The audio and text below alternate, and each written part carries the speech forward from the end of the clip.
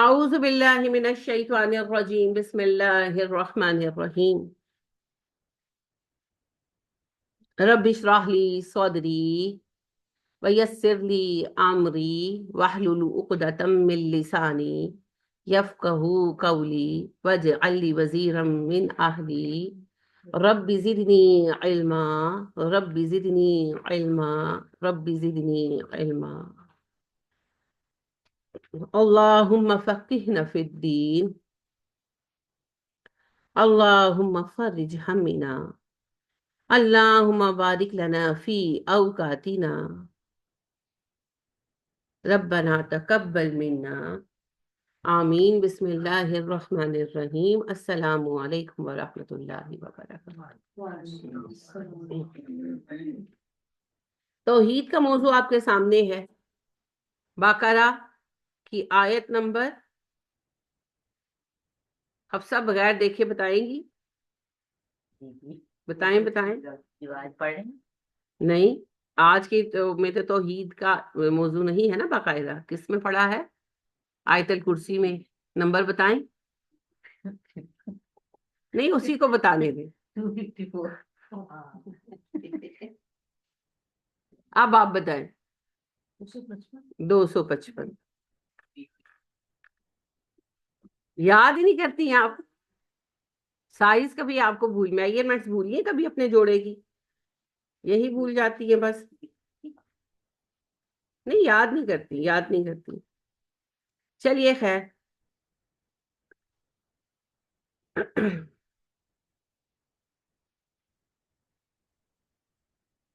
یہ جو آیت الکرسی اور اس سے نیکسٹ آیت 256 ایک ہی موضوع ہے، توحید ہی موضوع ہے۔ اب توحید کا ایک خاص پہلو بیان ہو رہا۔ ہم توحید صرف یہ سمجھتے ہیں کہ کہہ دیا لا الہ الا اللہ، ہاں لا الہ الا اللہ کہہ دیا۔ لا الہ الا اللہ میں جو درمیانی لفظ ہے جس پر سارا سٹریس ہے وہ ہے الہ۔ تو الہ جو ہے اس کا معنی ہے رب، حاکم، معبود، پالنے والا، دینے والا، پرووائڈر وہ ہے، بادشاہ وہ ہے، حقیقی حاکم وہ ہے، اور عبادت بھی صرف اسی کا حق ہے، اسی کی عبادت کی جائے گی، کسی کی نہیں کی جائے گی۔ اب اس میں عبادت میں جو لوگ توحید کو سمجھ جاتے ہیں وہ موحد ہو جاتے ہیں، لہٰذا کئی موحدین ملیں گے آپ کو، ایسا نہیں کہ موحد نہیں ہے، بڑے موحد ہیں ماشاءاللہ، مل جاتے ہیں۔ اور پروویژن میں، پرووائڈ کرنے میں، بینگا پرووائڈر، آپ کو اس میں بھی توحید مل جاتی، اللہ کے سوا کسی سے نہیں مانگنا۔ بے شک ہمارے یہاں پر ایک گروہ ہے مسلمانوں میں جو قبر پرست ہے، لیکن اکثریت نہیں ہے، لوگ سمجھنے لگے ہیں، حتیٰ کہ اللہ کے فضل سے نوبت یہاں تک آئی ہے مسلسل کہنے اور سمجھانے سے کہ خود جو قبر پرست گروہ ہیں ان کے جو سیریس علماء ہیں وہ اٹھ کر کہہ رہے ہیں کہ تم لوگ غلط کر رہے ہیں۔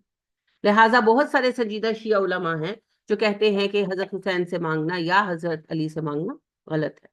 بہت سارے دیوبندی اور سیریس بریلوی، ہری پگڑی والوں کی بات نہیں کر رہی، سیریس بریلوی تو پورا سیکٹ ہے نا، ہری پگڑی والے تو اس کی ایک جماعت ہے، دعوت اسلامی۔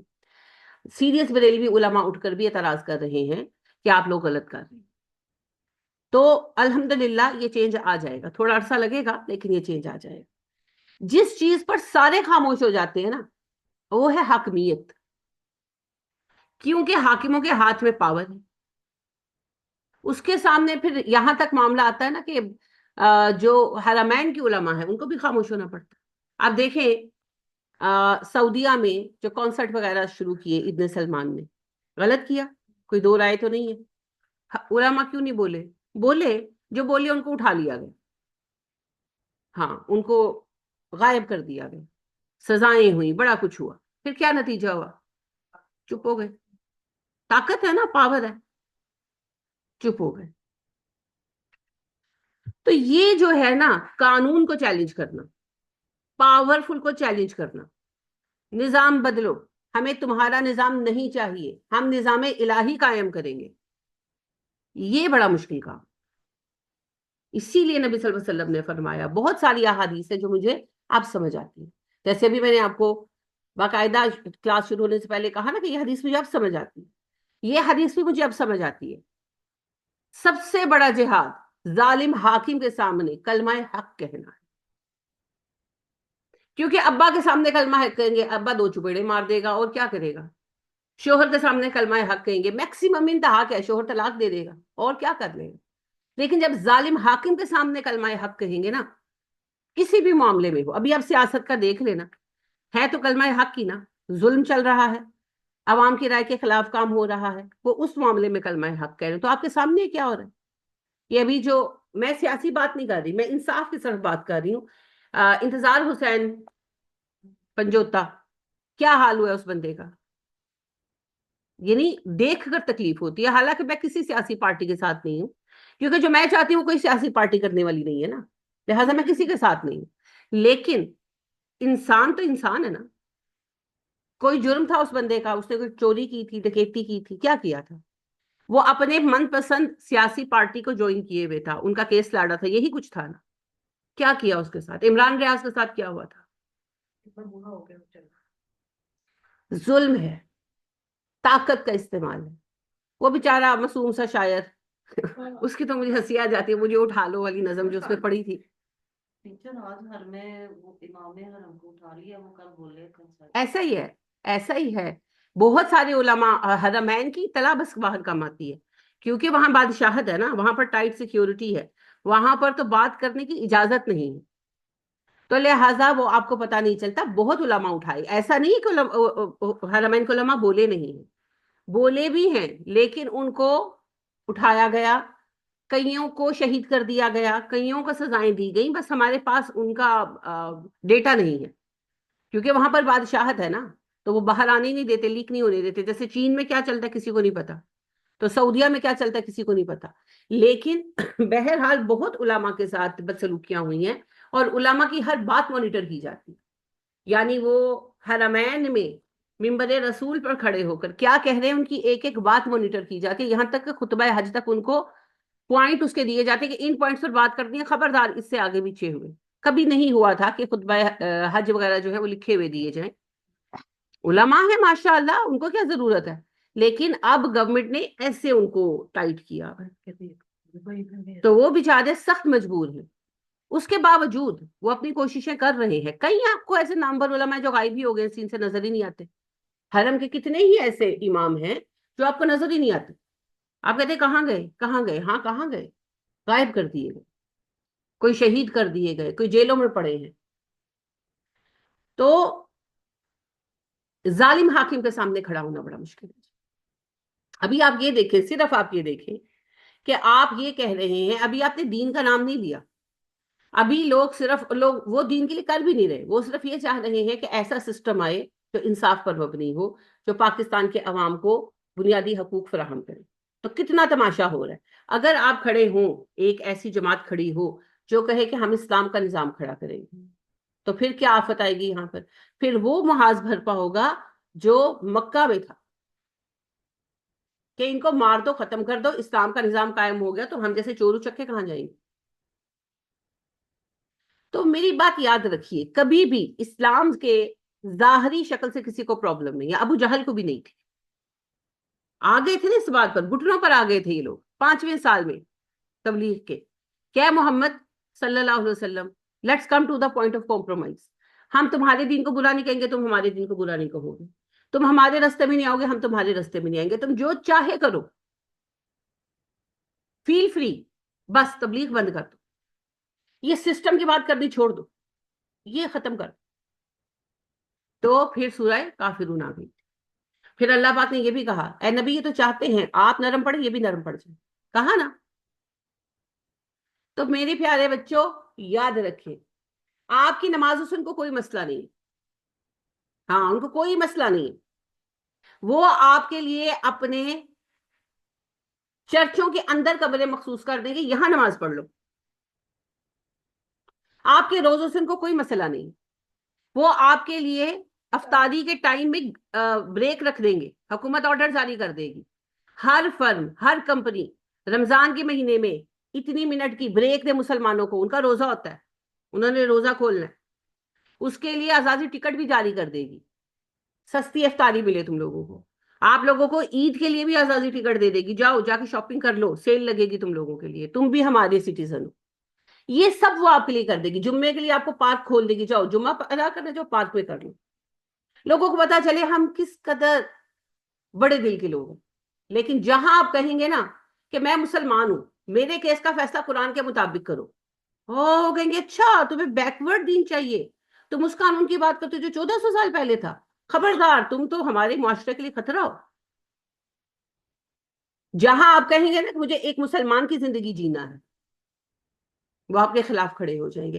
نماز پڑھنے پہ فرانس نے فائن عائد کیا نہیں کیا نا؟ روزہ رکھنے پہ, حجاب پہ کیوں کیا؟ وہ اس نظام کی علامت. نظام نہیں چاہیے, نہ وہ امریکنز کو چاہیے, نہ وہ یورپینز کو چاہیے, نہ وہ پاکستانی حاکموں کو چاہیے, کیونکہ یہ نظام جب نافذ ہوگا, اس نظام میں تو ایک چپڑاسی کی بھی کوالیفیکیشن ہو, ایمانداری.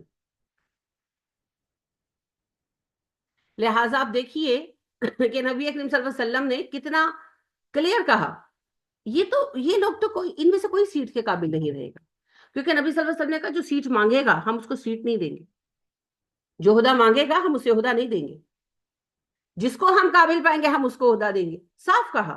ابو موسیٰ اشعری رضی اللہ تعالی عنہ جو ہیں, ان سے ملنے کے لیے کچھ لوگ آئے, ان کے قبیلے کے بنو عشر کے لوگ آئے, اور یہ تو مدینے آ گئے تھے ہجرت کر کے, تو وہ آئے, ان کے گھر رکے, اگلے دن کہنے لگے ہمیں مسجد نبوی لے جاؤ. انہوں نے کہا جاؤ, لے گئے. اب جب آئے نبی صلی اللہ علیہ وسلم سے فجر کی نماز پڑھی ان کے ساتھ, فارغ ہوئے تو کہنے لگے کہ اللہ کے نبی صلی اللہ علیہ وسلم ہم اس لیے آئے کہ آپ ہمیں کوئی عہدہ دے دیں. آپ نے ابو موسیٰ کو دیکھا, بس دیکھا. ابو موسیٰ کہنے لگے اللہ کے نبی صلی اللہ علیہ وسلم اللہ کی قسم میرا کوئی ہاتھ نہیں, یہ میرے گھر آئے مہمان بنے, کہا مسجد نبوی لے جاؤ, میں لے آیا, میری کوئی شراکت نہیں ہے. آپ صلی اللہ علیہ وسلم نے ان لوگوں کو جواب بھی نہیں دیا, ان کے آپ کو اتنا برا لگا کہ آپ نے ان کو جواب بھی نہیں دیا, حالانکہ آپ کا مزاج نہیں تھا, مگر آپ صلی اللہ علیہ وسلم کو ناگوار اتنا گزرا. اور آپ صلی اللہ علیہ وسلم خاموش ہوئے, اور وہاں سے ہٹ کر آپ ممبر پر آئے. ممبر پر آئے تو نمازی سارے جمع ہو گئے بات سننے کے لیے. آپ نے کہا لوگوں, عجیب حال ہو گیا لوگوں کا, آتے ہیں اور کہتے ہیں اللہ کے نبی ہمیں عہدہ دیں. اللہ کی قسم جو ہم سے عہدے مانگیں گے ہم انہیں عہدہ نہیں دیں گے, اور جنہیں ہم قابل پائیں گے ان کو ہم عہدہ دیں. نہیں دیا عہدہ, نہیں دیا عہدہ. تو یہ جو ساری کمپینز چلتی ہیں اور اس پہ کروڑوں روپیہ خرچ ہوتا ہے, الیکشن کی کمپینز چلتی ہیں. میں ابھی دیکھ رہی تھی, بڑی مشہور برانڈ ہے, انہوں نے یہ ڈونلڈ ٹرمپ کو پتہ نہیں کتنے کروڑ روپیہ دیا اپنی کمپین چلانے کے لیے. ویسے نیوز دیکھ رہی تھی, سوری ایلن مسک نے بھی دیا ہے, ہاں ایلن مسک نے بھی دیا ہے. یہ کمپنی کا راج ہے. ہاں یہ ایسٹ انڈیا کمپنی یاد ہے کہ بھول گئے؟ ہاں جو ایسٹ انڈیا کمپنی ہے نا, کیا تھی وہ ایسٹ انڈیا کمپنی, کیا تھی زینب تم بتاؤ؟ ایف اے ایم ہی کر لیا, پیار ہی رہو تسی. ابھی ابھی ایف اے کیا ہے میرے بچے. یہ پتہ کیا ہے, بچوں کا قصور نہیں ہے, آپ کے ایجوکیشنل سسٹم کا قصور ہے. وہ میں آپ کو بتاتی ہوں پتہ کیا ہے, پڑھاتے کچھ بھی نہیں ہے, بچے رٹے مارتے ہیں. اور اب تو رٹا ایسا ہو گیا, اب تو سارے آتے بھی MCQs ہیں, وہ کانسیپٹ دیکھتے بھی نہیں ہے. پہلے تو پھر سوال آتا تھا نا, تو کچھ نہ کچھ یاد کرنا پڑتا تھا, تو چلو رٹا ہی صحیح, کچھ دماغ میں رہ جاتا تھا. اب تو ٹک مارک ہے. تو میں ایک بچے کا, ویسے اس بچے نے کچھ اور بات بیان کی, مگر مجھے ہنسی کسی اور بات پہ آ گئی. وہ ایک لڑکے کا میں دیکھ رہی تھی, ماشاءاللہ مسلم بچہ ہے, تو وہ اپنا بتا رہا تھا کہ وہ رہتے ہیں کسی یورپین کنٹری میں, میں ملک کا نام بھول گئی ہوں. تو کہتے ہیں کہ ایگزام تھا تو میں تیاری شیاری نہیں کی تھی, میری اچھی تیاری نہیں تھی. تو نماز میں کبھی کبھار پڑھتا تھا, نہیں پڑھتا تھا نماز.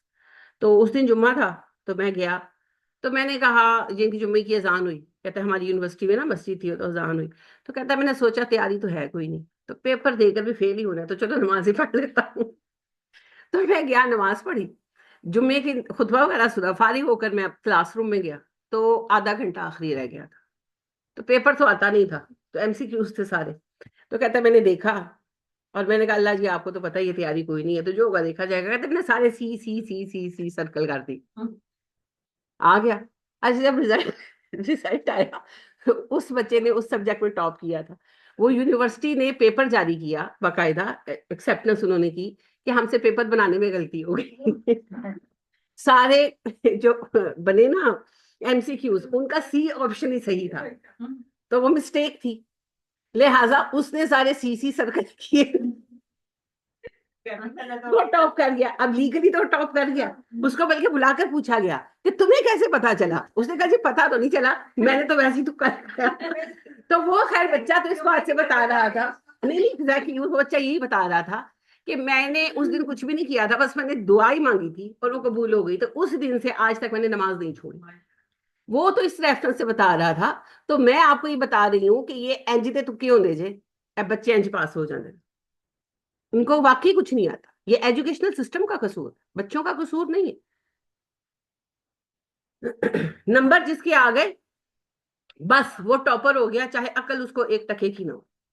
ایسے ہی ہوتا ہے آج کل جو پیپر میں جو بچے ایسے بچے ٹاپ کرتے ہیں جو کلاس میں ایوریج سے بھی نیچے ہوتے ہیں, سب حیران ہوتے ہیں کہ کر کے کیسے بچے. رٹا رٹا, میں تو آج کل امتحان میں پیئر ہوں, خیر سے فیل ہو کے گا رہا ہوں, مجھے تو رٹا لگتا ہی نہیں ہے. میں تو کنونشنل اسٹڈی نہیں کر سکتی. مجھے جب تک کانسیپٹ سمجھ نہیں آئے گا, جب تک مجھے قرآن کے لفظ کی روٹ سمجھ نہیں آئے گی, میں اس کا میننگ یاد نہیں کر سکتی, مجھے نہیں ہوتا. تو میں تو رٹے میں تو سمپل فیل ہو کے گھر رہا ہوں آج کل کے ایجوکیشنل سسٹم کے اندر. میں جب کوئین میری میں تھی تو ہماری ڈیوٹی لگی ایز انویجیلیٹر, بورڈ کے ایگزام میں ڈیوٹیز دی تھی ہم نے. تو ہم لوگ جب گئے نا, یعنی کہ ہمیں بیچ میں ڈیوٹی دی گئی سینئرز کے ساتھ کہ دوسرے روم میں جا کر جہاں پیپر ہو رہا ہے چیک کرنا کہ نقل تو نہیں ہو رہی. تو وہ ہم لوگ گئے, تو ایک بچہ جو ہے نا وہ کچھ کر رہا تھا کچھ کر رہا تھا, یعنی کہ کچھ مشکوک سا کر رہا تھا. تو پکڑ لیا ہم نے, تو بیٹے کیا کر رہے ہو؟ اچھا پیپر کوئی نہیں تھا اس کے پاس, یعنی کہ نقل کوئی نہیں تھی. تو بیٹے کیا کر رہے تھے تم؟ کچھ تو کر رہے تھے. نہیں میڈم جی کچھ نہیں. میں کہا بیٹے کچھ کر رہے تھے, بتاؤ کیا کر رہے تھے. تو وہ کہنے لگا کہ وہ میڈم جی وہ نا ہمارے پیر صاحب ہیں. تو میں ان کے پاس گیا, میں نے کہا کہ پیپر ہے کیمسٹری کا اور بڑا مشکل ہے, تو میری تیاری اچھی نہیں ہے, تو مجھے کچھ بتائیں. تو انہوں نے کہا پیپر کس طرح کا آتا ہے؟ تو کہنے لگا کہ جی میں نے کہا 40 نمبروں کا تو سوال جواب ہوتے ہیں, اور جو 60 نمبر ہوتے ہیں نا وہ آبجیکٹو ہوتا ہے. تو 3 آپشن ہوتے ہیں, یہ صحیح غلط صحیح غلط. تو کہتے ہیں انہوں نے کہا کہ تم نا بسم اللہ پڑھ کے انگلی پھیرنا, جس پر آئی اس کو ٹک کر دینا. اچھا اس کا میں نے پیپر چیک کیا, سارے صحیح. ہم بچے سے مذاق کیا, میں کہا پتر تو اپنے پیر دا ڈریس دے سارے. تو ہماری تعلیمی نظام کا یہ حال.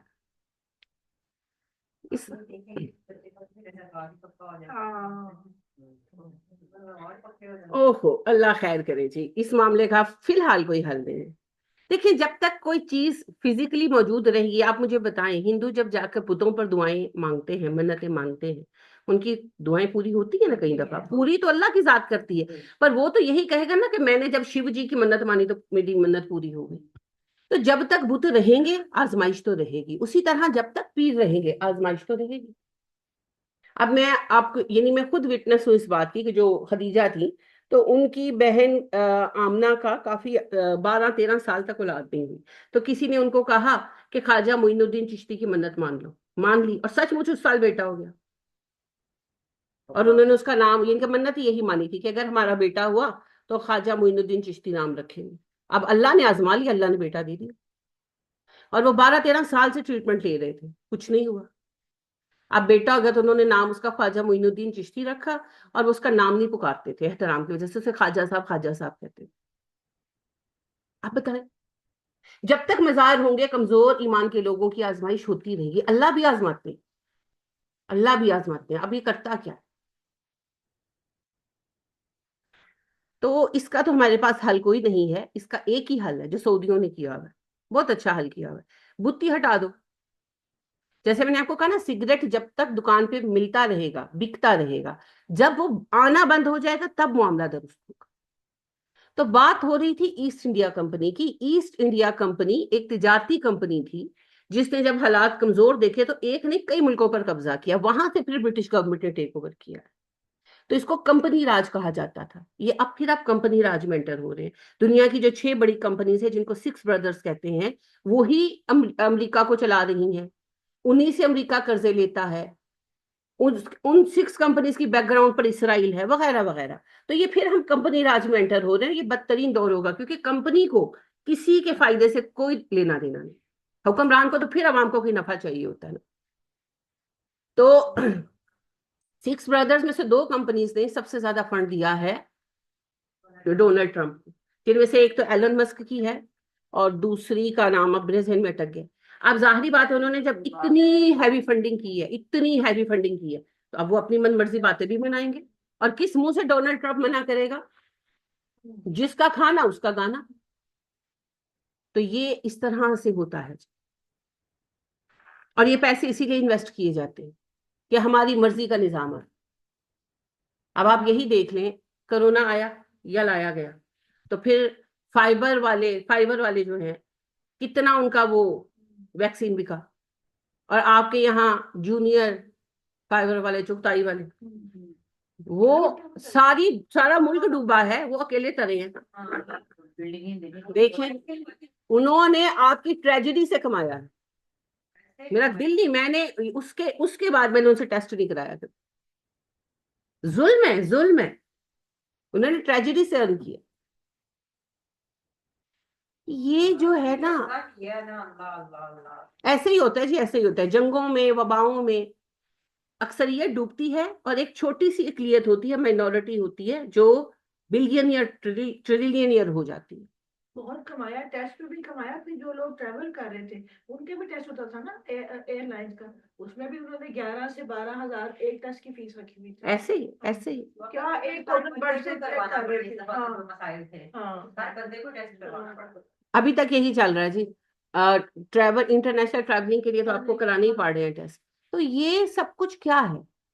یہ آپ کو کنٹرول کرنے کے طریقے ہیں. اچھا, کیوں یہ اتنے وہ سیٹلائٹ جا رہے ہیں, کیوں ہر بات جو ہے وہ پڑھی جا رہی ہے, کیوں بتا کر اٹھا رہے ہیں کہ جی اس سے یہ بات کی تو پتہ لگ گیا تو ہم اٹھا رہے ہیں, کیوں آپ کی چیف منسٹر دھمکی دے رہی ہیں کہ جی اب جس نے بات کی دیکھیں میں اس پیچھے تک جاؤں گی, میں جان نہیں چھوڑوں گی. کیوں وہ الگ اعلان آپ کو تھریٹ کر رہے ہیں؟ صرف اس لیے کہ وہ آپ کو بتا رہے یو آر کنٹرولڈ. تم بولو گے بھی ہماری مرضی سے, تم سوچو گے بھی ہماری مرضی سے. تمہارے گھر میں بھی کیوں اعظم سواتی صاحب کی ویڈیو انہوں نے لیک کی, اپنی بیوی کے ساتھ تھے نا, تو کیوں لیک کی؟ تمہارے گھروں میں کیا ہو رہا ہے, ہماری اس پر بھی نظر ہے. کنٹرولڈ ہو تم لوگ. یہی ایک طریقہ ہے انسانوں پر قابو پانے کا. لیکن بہرحال انسانوں کو کنٹرول کرنا تقریباً امپاسبل ہے. تو یہ نظام جو اسلام کا نظام ہے, اسلام کا نظام آپ کو کہتا ہے تمہارا گھر اگر اونچا ہے نا تو تم پر حرام کر دیا گیا ہمسائے کے صحن میں دیکھنا. تم اپنا گھر اونچا نہیں کر سکتے, اگر تمہارا گھر اونچا ہونے سے ہمسائے کی ہوا رکتی ہے. ایک لا ہے, اس کو کہتے ہیں law of tort, TORT, law of tort. یہ اسلام کا انٹروڈیوس کردہ سسٹم ہے جس کو آج ویسٹ پڑھتا اور بتاتا ہے.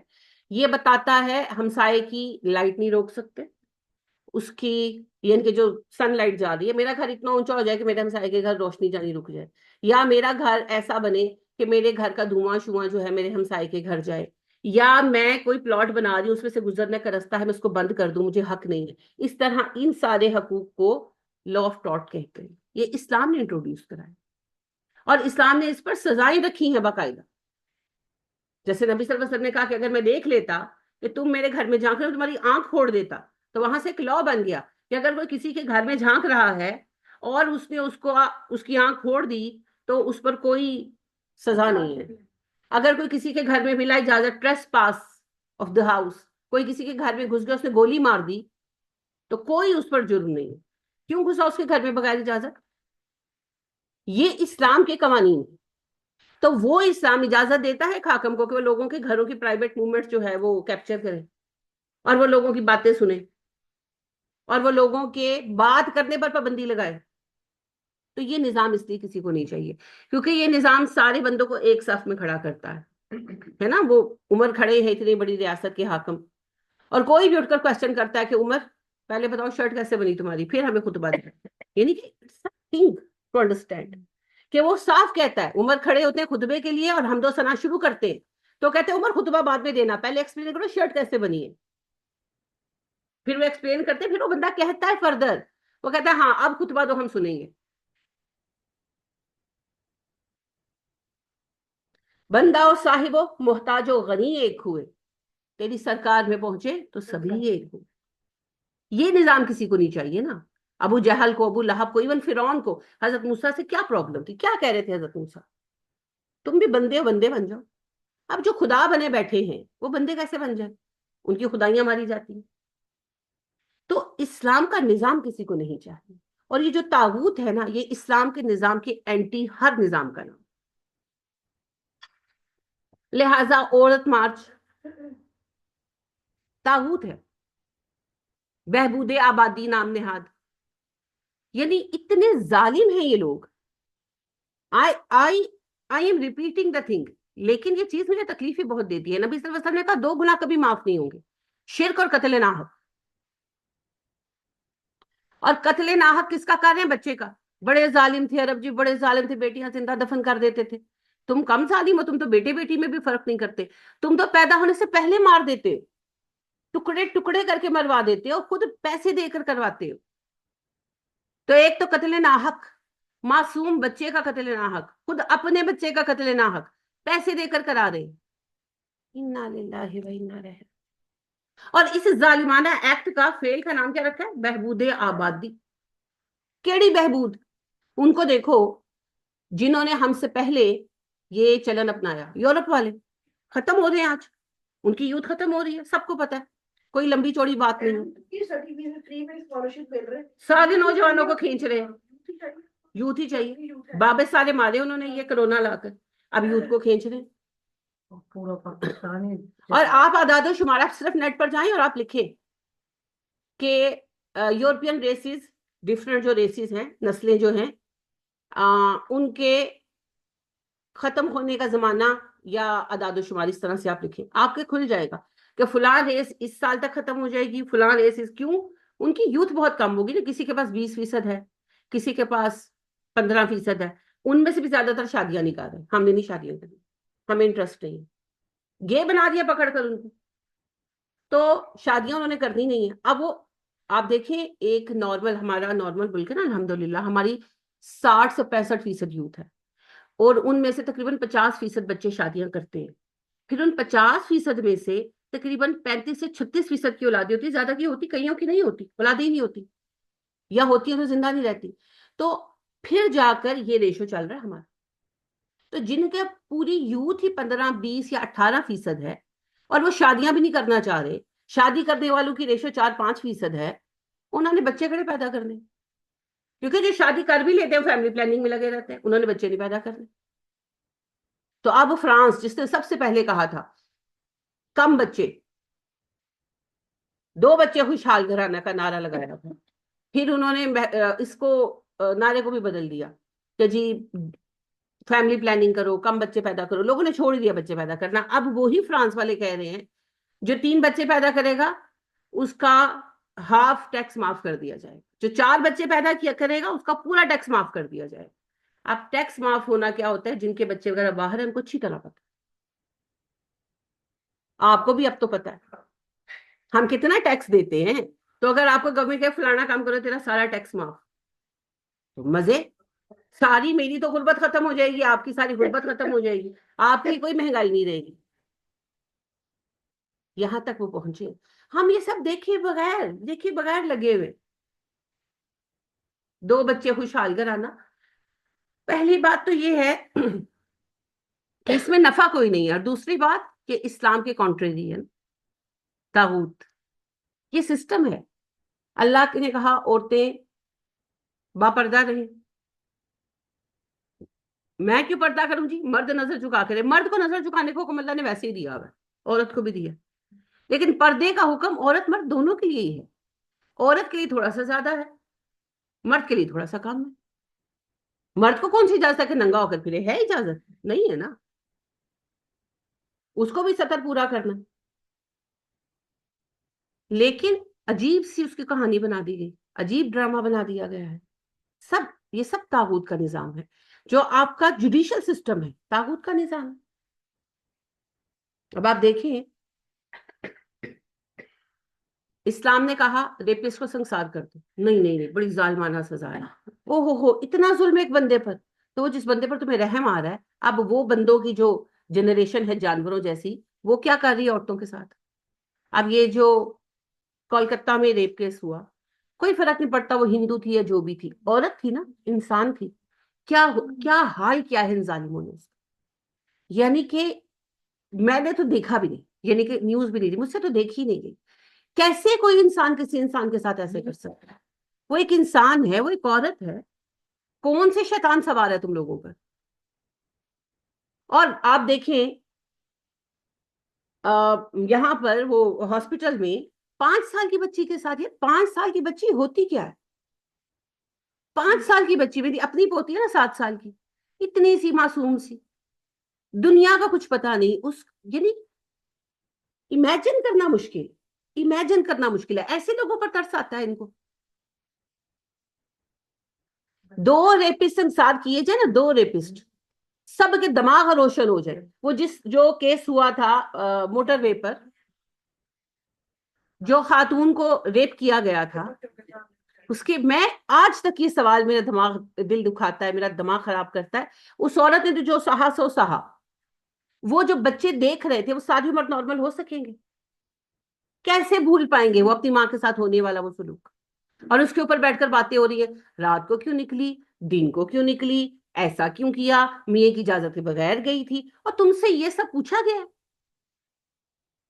آپ لیگل باڈیز ہیں، آپ کا کام یہ بتانا نہیں ہے کہ وہ میاں سے پوچھ کر گئی تھی یا نہیں گئی تھی، یا میزبانوں نے کہا تھا رات کو رک جاؤ صبح چلے جانا۔ آپ کا کام لا انفورسمنٹ ہے، پکڑو ان کو، سنسار کرو۔ 2 سنسار ہوئے ہوں نا لوگ، میں دیکھوں دوبارہ کوئی کسی عورت کو ٹچ کر جائے۔ سعودیہ میں کیا فرشتے بستے ہیں؟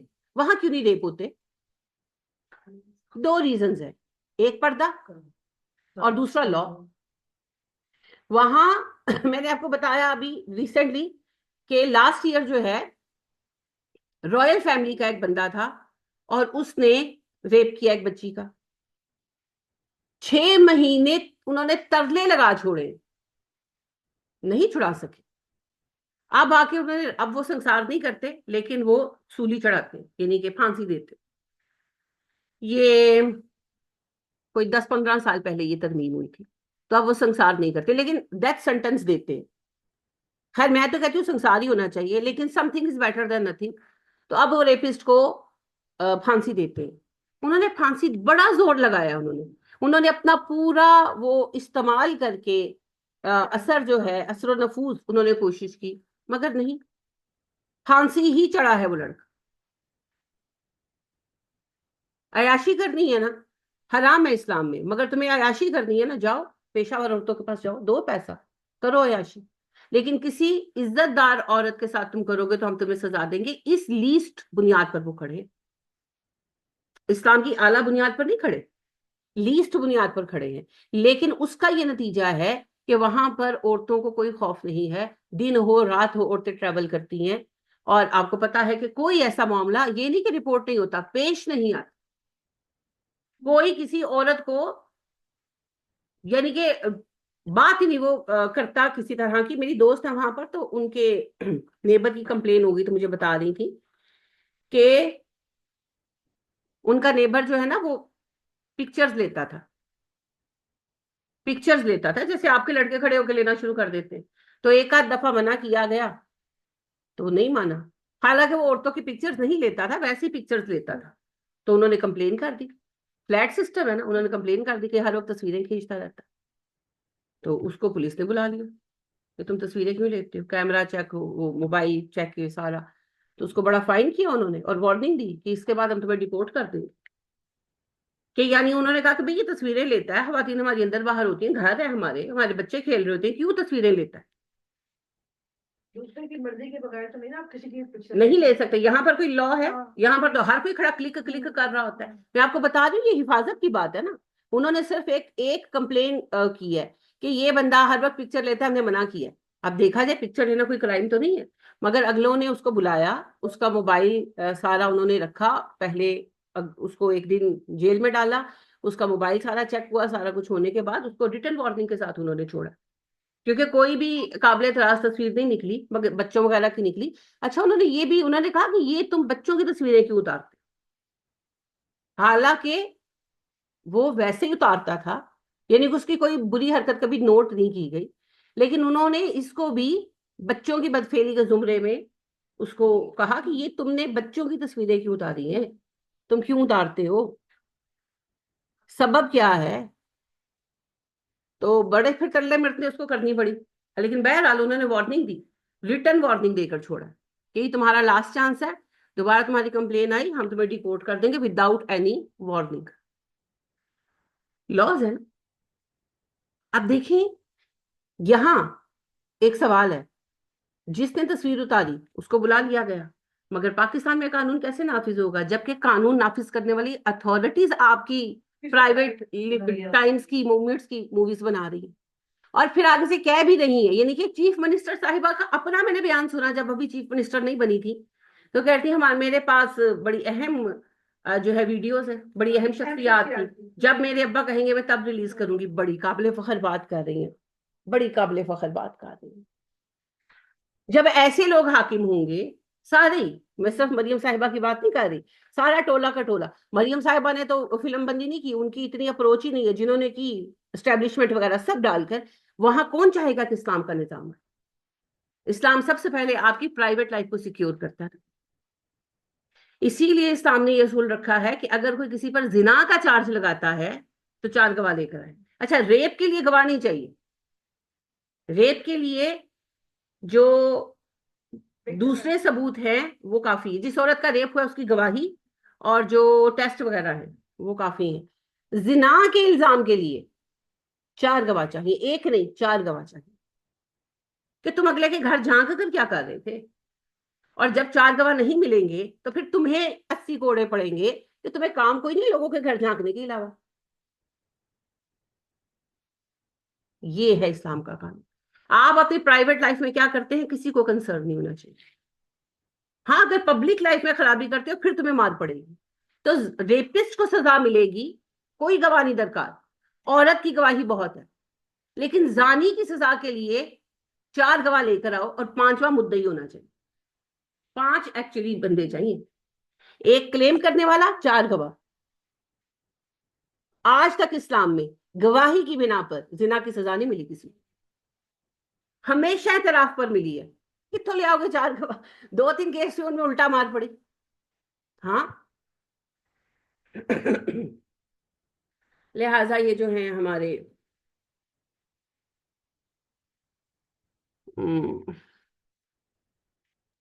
امیر معاویہ کے جو بہت ساتھ رہے, عمرو بن العاص رضی اللہ تعالیٰ عنہ, انہوں نے ایک بندے کے خلاف, سینئر صحابی تھے, ان کے خلاف کمپلین کی کہ میں نے ان کو یعنی کہ دیکھا ہے بری حالت میں. 7 گواہ بھی تھے. اچھا گواہی صحیح نہیں ہو سکی, یعنی انہوں نے اپنے گھر سے دیکھا, اپنے گھر کی کھڑکی سے ان کے گھر میں دیکھا. اب ظاہر ہے ایک گھر سے دوسرا گھر, اس دور میں کون سی والی لائٹس تھیں, تو وہ خاتون کی شکل تو ریکوگنائز نہیں کر سکے. وہ سچ جھوٹ تو نہیں پتا, لیکن چونکہ گواہی نہیں ثابت ہو سکی, ان 5 پر پھر حد قذف جاری ہوئی, 80 کوڑے پڑے. آپ پورے اسلام کی تاریخ اٹھا کر دیکھ لیں, کبھی زنا کی سزا گواہی پر نہیں ہوئی, صرف اعتراف جرم پر ہوئی. ریپ کی سزا ہوگی گواہی پر, صرف عورت کی گواہی پر. یہ ہے اسلام کا نظام. اور اتنے عظیم نظام کے قیام کے بعد کسی کو اس طرح کی حرکتیں کرنے کی اجازت نہیں رہے گی نا, اسی بات سے انسانوں کی جان جاتی ہے. تو کسی کو بھی اسلام کا نظام نہیں چاہیے. اور طاغوت کیا ہے؟ جو اللہ کے نظام کے سوا آپ کو کسی اور نظام میں رہنے پر آمادہ, ہر وہ چیز طاغوت ہے. تو اس وقت پاکستان دراصل طاغوتی حکومت کے زیر اثر ہے, جب سے بیچارہ بنا ہے. طاغوتی طاقتوں کے, یہ اب جملہ پڑھتے ہیں نا, پاکستان طاغوتی طاقتوں کے شکنجے میں ہے. اور طاغوتی طاقتیں کون ہوتی ہے؟ سب طاغوت ہے, سب طاغوت ہے اس وقت. تو وہ کہانی جو ایسے سناتے ہیں, اللہ ان پہ رحم کرے, بڑے مخلص آدمی ہے اور میں قدر کرتی ہوں, لیکن مصیبت اس بیچارے کی یہ ہے, وہ ہے پیر فیملی سے. آپ پڑھ تو اس کے لیے فزکس, لیکن پیری کہاں جائے؟ اب وہ پیری اور فزکس کا عجیب مرکب بن گیا بیچارہ. وہ سارے پیری مریدی کے جو ہے نا کانسیپٹ وہ میٹا فزکس میں ڈال کر وہ ایسا ایک بھوجن پروستا ہے جو کسی کے حلق سے نہیں اتر سکتا. تو وہ آپ دیکھیے وہ جو پورٹل کھولنے کا قصہ انہوں نے سنایا تھا, سبحان اللہ. پھر وہ جو انہوں نے ٹائم ٹریول, سورہ کہف میں ٹائم ٹریول ہے, پیار ہی لیں بھائی آپ. اور اب یہ تاغوت کا جو معنی بتایا صحیح, اور اس کی کلاس لیتی ہے تو اور کیا کریں, کیا کریں. یہ اس کا قصور نہیں ہے, اس کا قصور نہیں ہے. جب اتنے بڑے پیر صاحب داتا صاحب علی بن عثمان ہجویری دیباچے میں لکھیں گے کہ اس سے پہلے کہ میں برباد ہو جاتا اللہ نے میری بیوی مار دی, پھر ماں باپ نے دوسری شادی کرائی, اور میرے تباہ ہونے سے پہلے اللہ کا شکر ہے وہ بھی مر گئی اور اللہ نے مجھے بچا لیا. تو پھر ساحل ادیم جیسے بیچارے پیر فیملی کے بچے یہی کہیں گے, انہیں تو عورت ہی طاغوت نظر آئی, ان کا کوئی قصور نہیں. جہاں پر یہ صورتحال ہو کہ خسی ہو جانا, یعنی اپنے آپ کو نامرد بنوا لینا, امپوٹنٹ کروا لینا میڈیکلی, پسند کیا جاتا ہو شادی کرنے سے. لیکن سنت رسول ہے شادی کرنا, ہر کام سنت کے اگینسٹ کریں گے نا, سنت نہیں پوری کرنی. تماشے جنہیں چاہے کرا لو, میں نے آپ کو بتایا نا ان کا حقیقت نہیں ہے, میں نہیں مانتی اتنی اسٹوپڈ حرکت کون کرے گا اور کیوں کرے گا, لیکن یہ بیان کرتے ہیں. تو جنید بغدادی کا یہ قصہ سناتے ہیں کہ ان کا مرید ان کی ایک خاتون جو خانقاہ کی خدمت گار تھی اس کو پسند کرنے لگا, تو اس نے کہا کہ میرا اس سے نکاح کرا دے. تو کہنے لگے کرا دوں گا, 40 دن کا چلا کرو. اور اس خاتون کو 40 دن وہ جلاب کی دوائی دیتے رہے اور اس کو کہتے رہے کہ ایک تشت میں جو ہے نا وہ تم حرفہ حاجت کرو. تو 40 دن کے بعد وہ بلایا, کہنے لگے اب نکاح کرا دیتا ہوں. تو وہ زیادہ ہے 40 دن بیچاری دست سہ کر بڑی بد شکل اور وہ ہو گئی تھی, اسکن ڈرائی اور سب. تو کہنے لگا کہ اس سے شادی کروں گا یہ. تو وہ انہوں نے وہ تشت منگایا, کہا کہ پھر تو ایزنل بیاہ کرنا. امیجن کریں آپ سر, امیجن کریں آپ,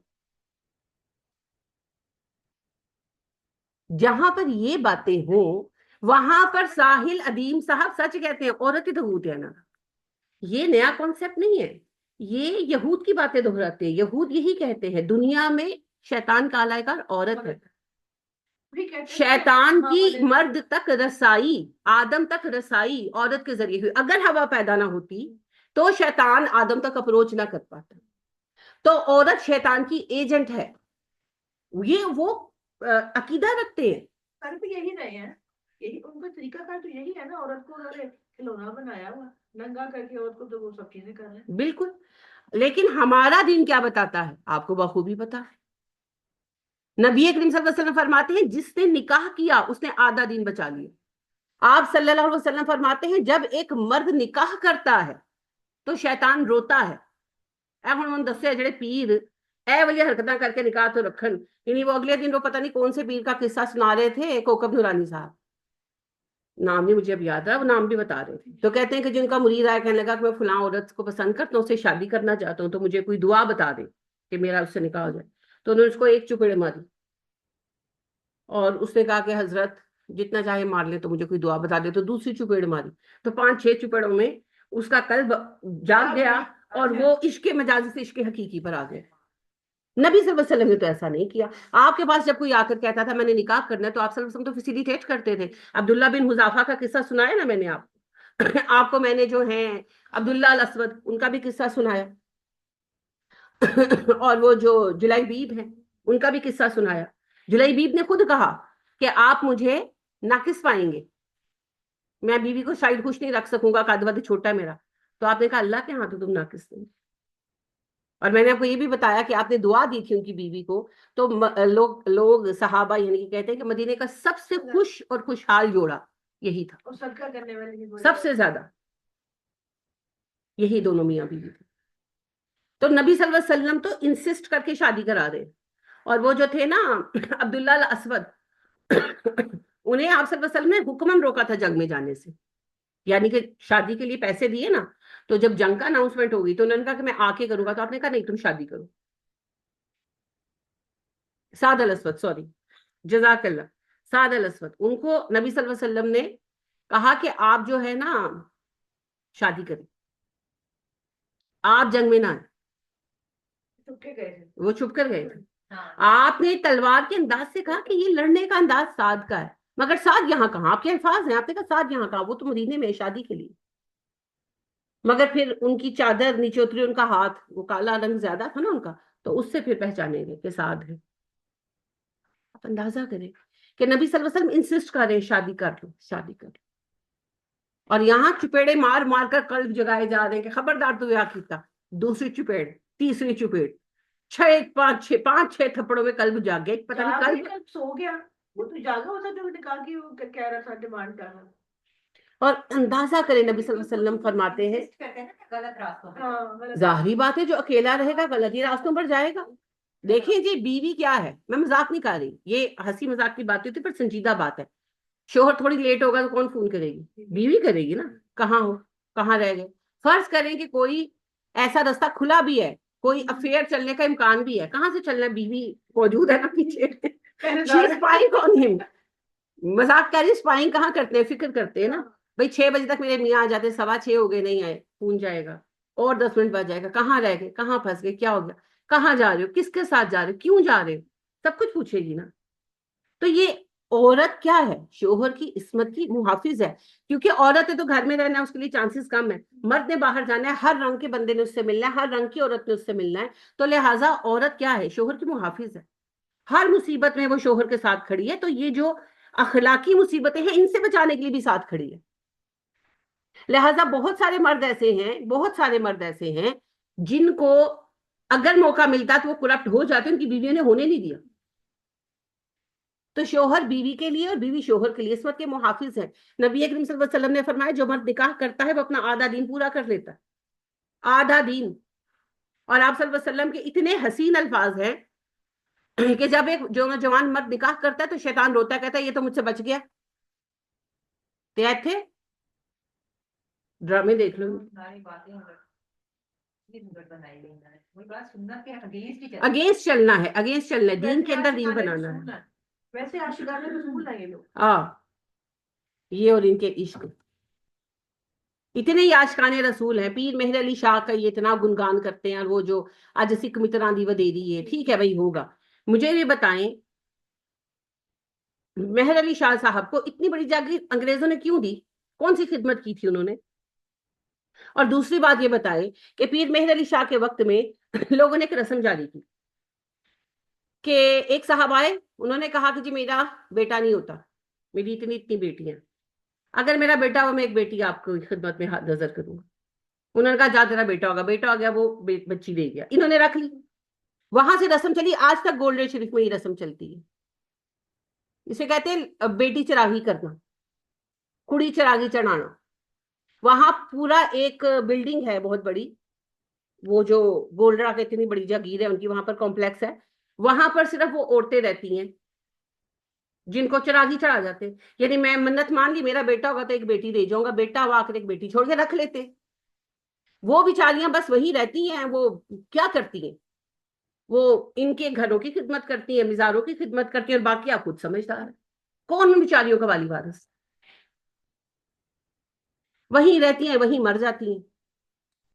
पीर मेहर अली शाह इतने आशिक रसूल थे तो मना क्यों नहीं किया, इतने बड़े आलिम थे तो मना क्यों नहीं किया। मुझसे तो इज्जत नहीं करा सकते,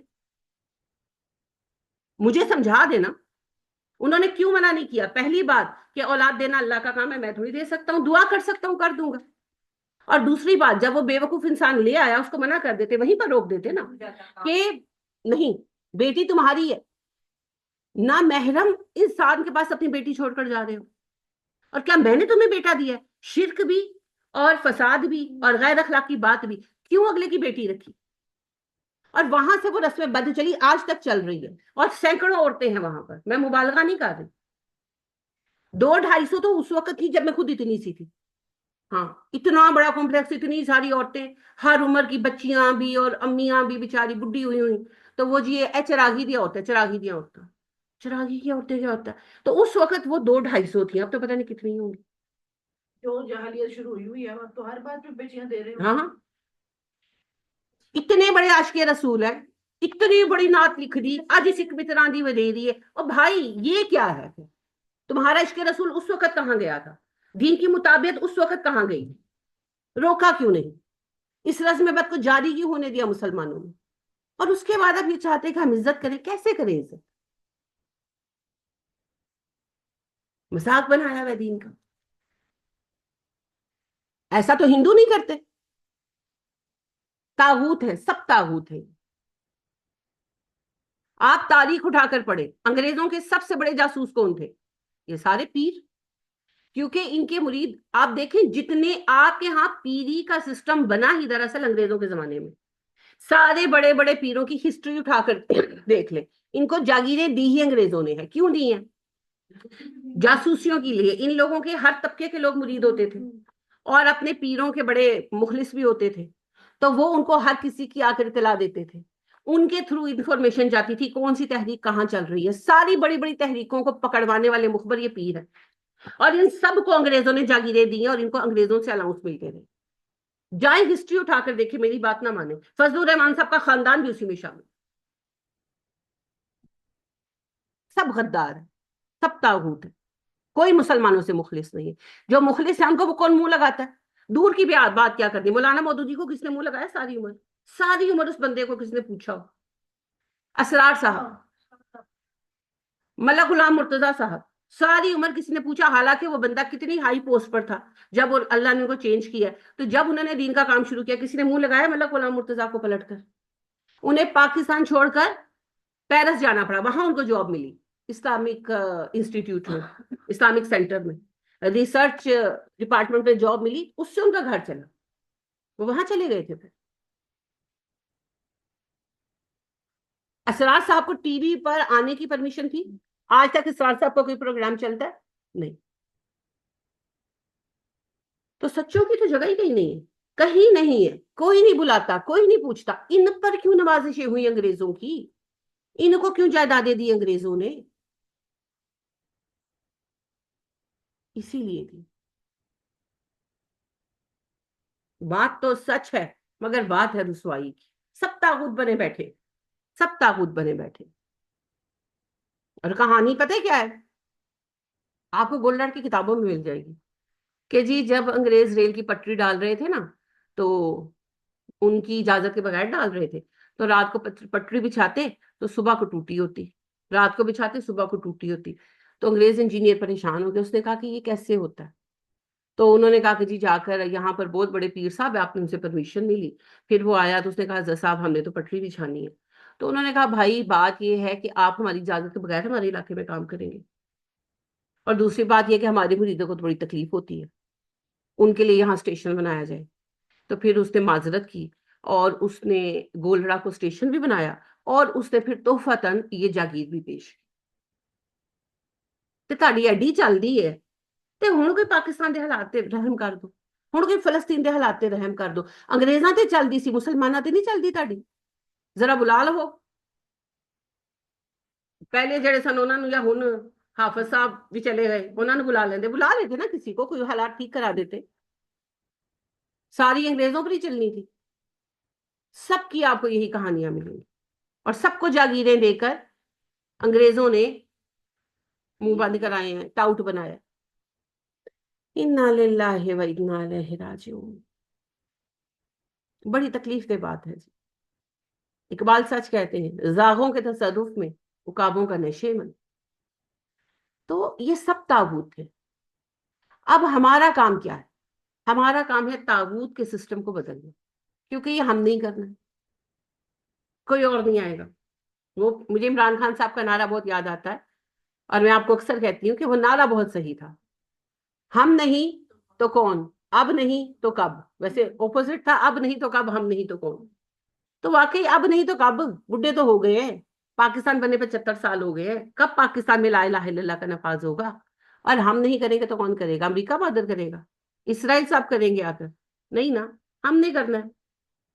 اگر کوئی کسی کا کچھ کر سکتا تو یقین کریں میں نواز شریف صاحب کو اسرائیل کا وزیر اعظم بنواتے. جو حال ہمارا بنا وہ اسرائیل کا ہوگا. آمین. لیکن ہو نہیں سکتا نا، یعنی کہ میں ان کو بنوا نہیں سکتی. تو لہٰذا ہمیں بھی اپنا کام خود ہی کرنا ہوگا. ہر کسی کو اپنا کام خود کرنا ہوگا. ہمارا فرض ہے یہ نظام الہی کا کام قیام ہمارا فریضہ ہے. فریضہ مبارک ہوتا ہے، آسان نہیں ہوتا. کبھی بھی کہیں بھی جو فریضہ ملتا ہے وہ مبارک ہوتا ہے، آسان نہیں ہوتا. اگر لا الہ الا اللہ کا نفاذ آسان ہوتا تو 1,24,000 پیغمبر نہ آتے.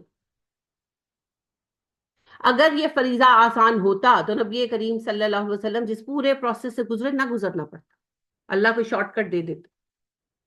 یہ فریضہ بہت مبارک ہے، مگر یہ فریضہ بہت مشکل.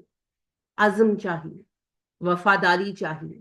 اور یاد رکھیں، کمپرومائز کرنے والے تاریخ نہیں لکھیں گے، بک جانے والے تاریخ نہیں لکھیں گے، ڈٹ جانے والے تاریخ لکھیں گے. ضرور غالب آئیں گے ہم، اور ہم ہی غالب آئیں گے، کیونکہ حزب الرحمان غالب آئے گا، حزب الشیطان غالب نہیں آئے گا. اللہ کہہ چکے ہیں، لیکن پہلے حزب الرحمان کو حزب الرحمان ہونے کا ثبوت دینا ہوگا نا. لہٰذا اللہ نے عہد میں کیوں شکست دی؟ تاکہ حزب الرحمان، اللہ نے خود کہا نا کہ لوگ کہتے ہیں، مسلمان کہتے ہیں کہ ہم ہار کیوں گئے؟ تو کیا میں تمہیں اسی حالت میں چھوڑ دیتا کہ ملے جلے تھے تم، منافق بھی مومن بھی؟ ہرگز نہیں. اللہ پاک اور ناپاک کو الگ کر کے چھوڑے، کہا نا اللہ نے. تو بھائی ابھی بھی یہی حال ہے، لاکھوں مسلمان ہیں، اللہ الگ الگ کر کے چھوڑے گا. پھر جن کو اللہ عزم والا پائے گا ان کو اللہ ذمہ داریاں بھی دے گا، کامیابیاں بھی دے گا. پاکستان بہت مضبوط کھڑا ہوگا جی. اسلامی ہند نے ترقی کرنی ہے، لیکن ابھی کچھ حالات ہمارے لیے مشکل ہیں، مگر یہ بھی گزر جائیں گے. یہ بھی گزر جائیں گے. یہ ہمارا امتحان ہے کہ ہم مشکل وقت میں ساتھ کھڑے ہوتے ہیں یا بھاگ جاتے ہیں. کل بھی میں نے آپ کو سنائی تھی نا نظم اقبال کی. کون سی سنائی تھی؟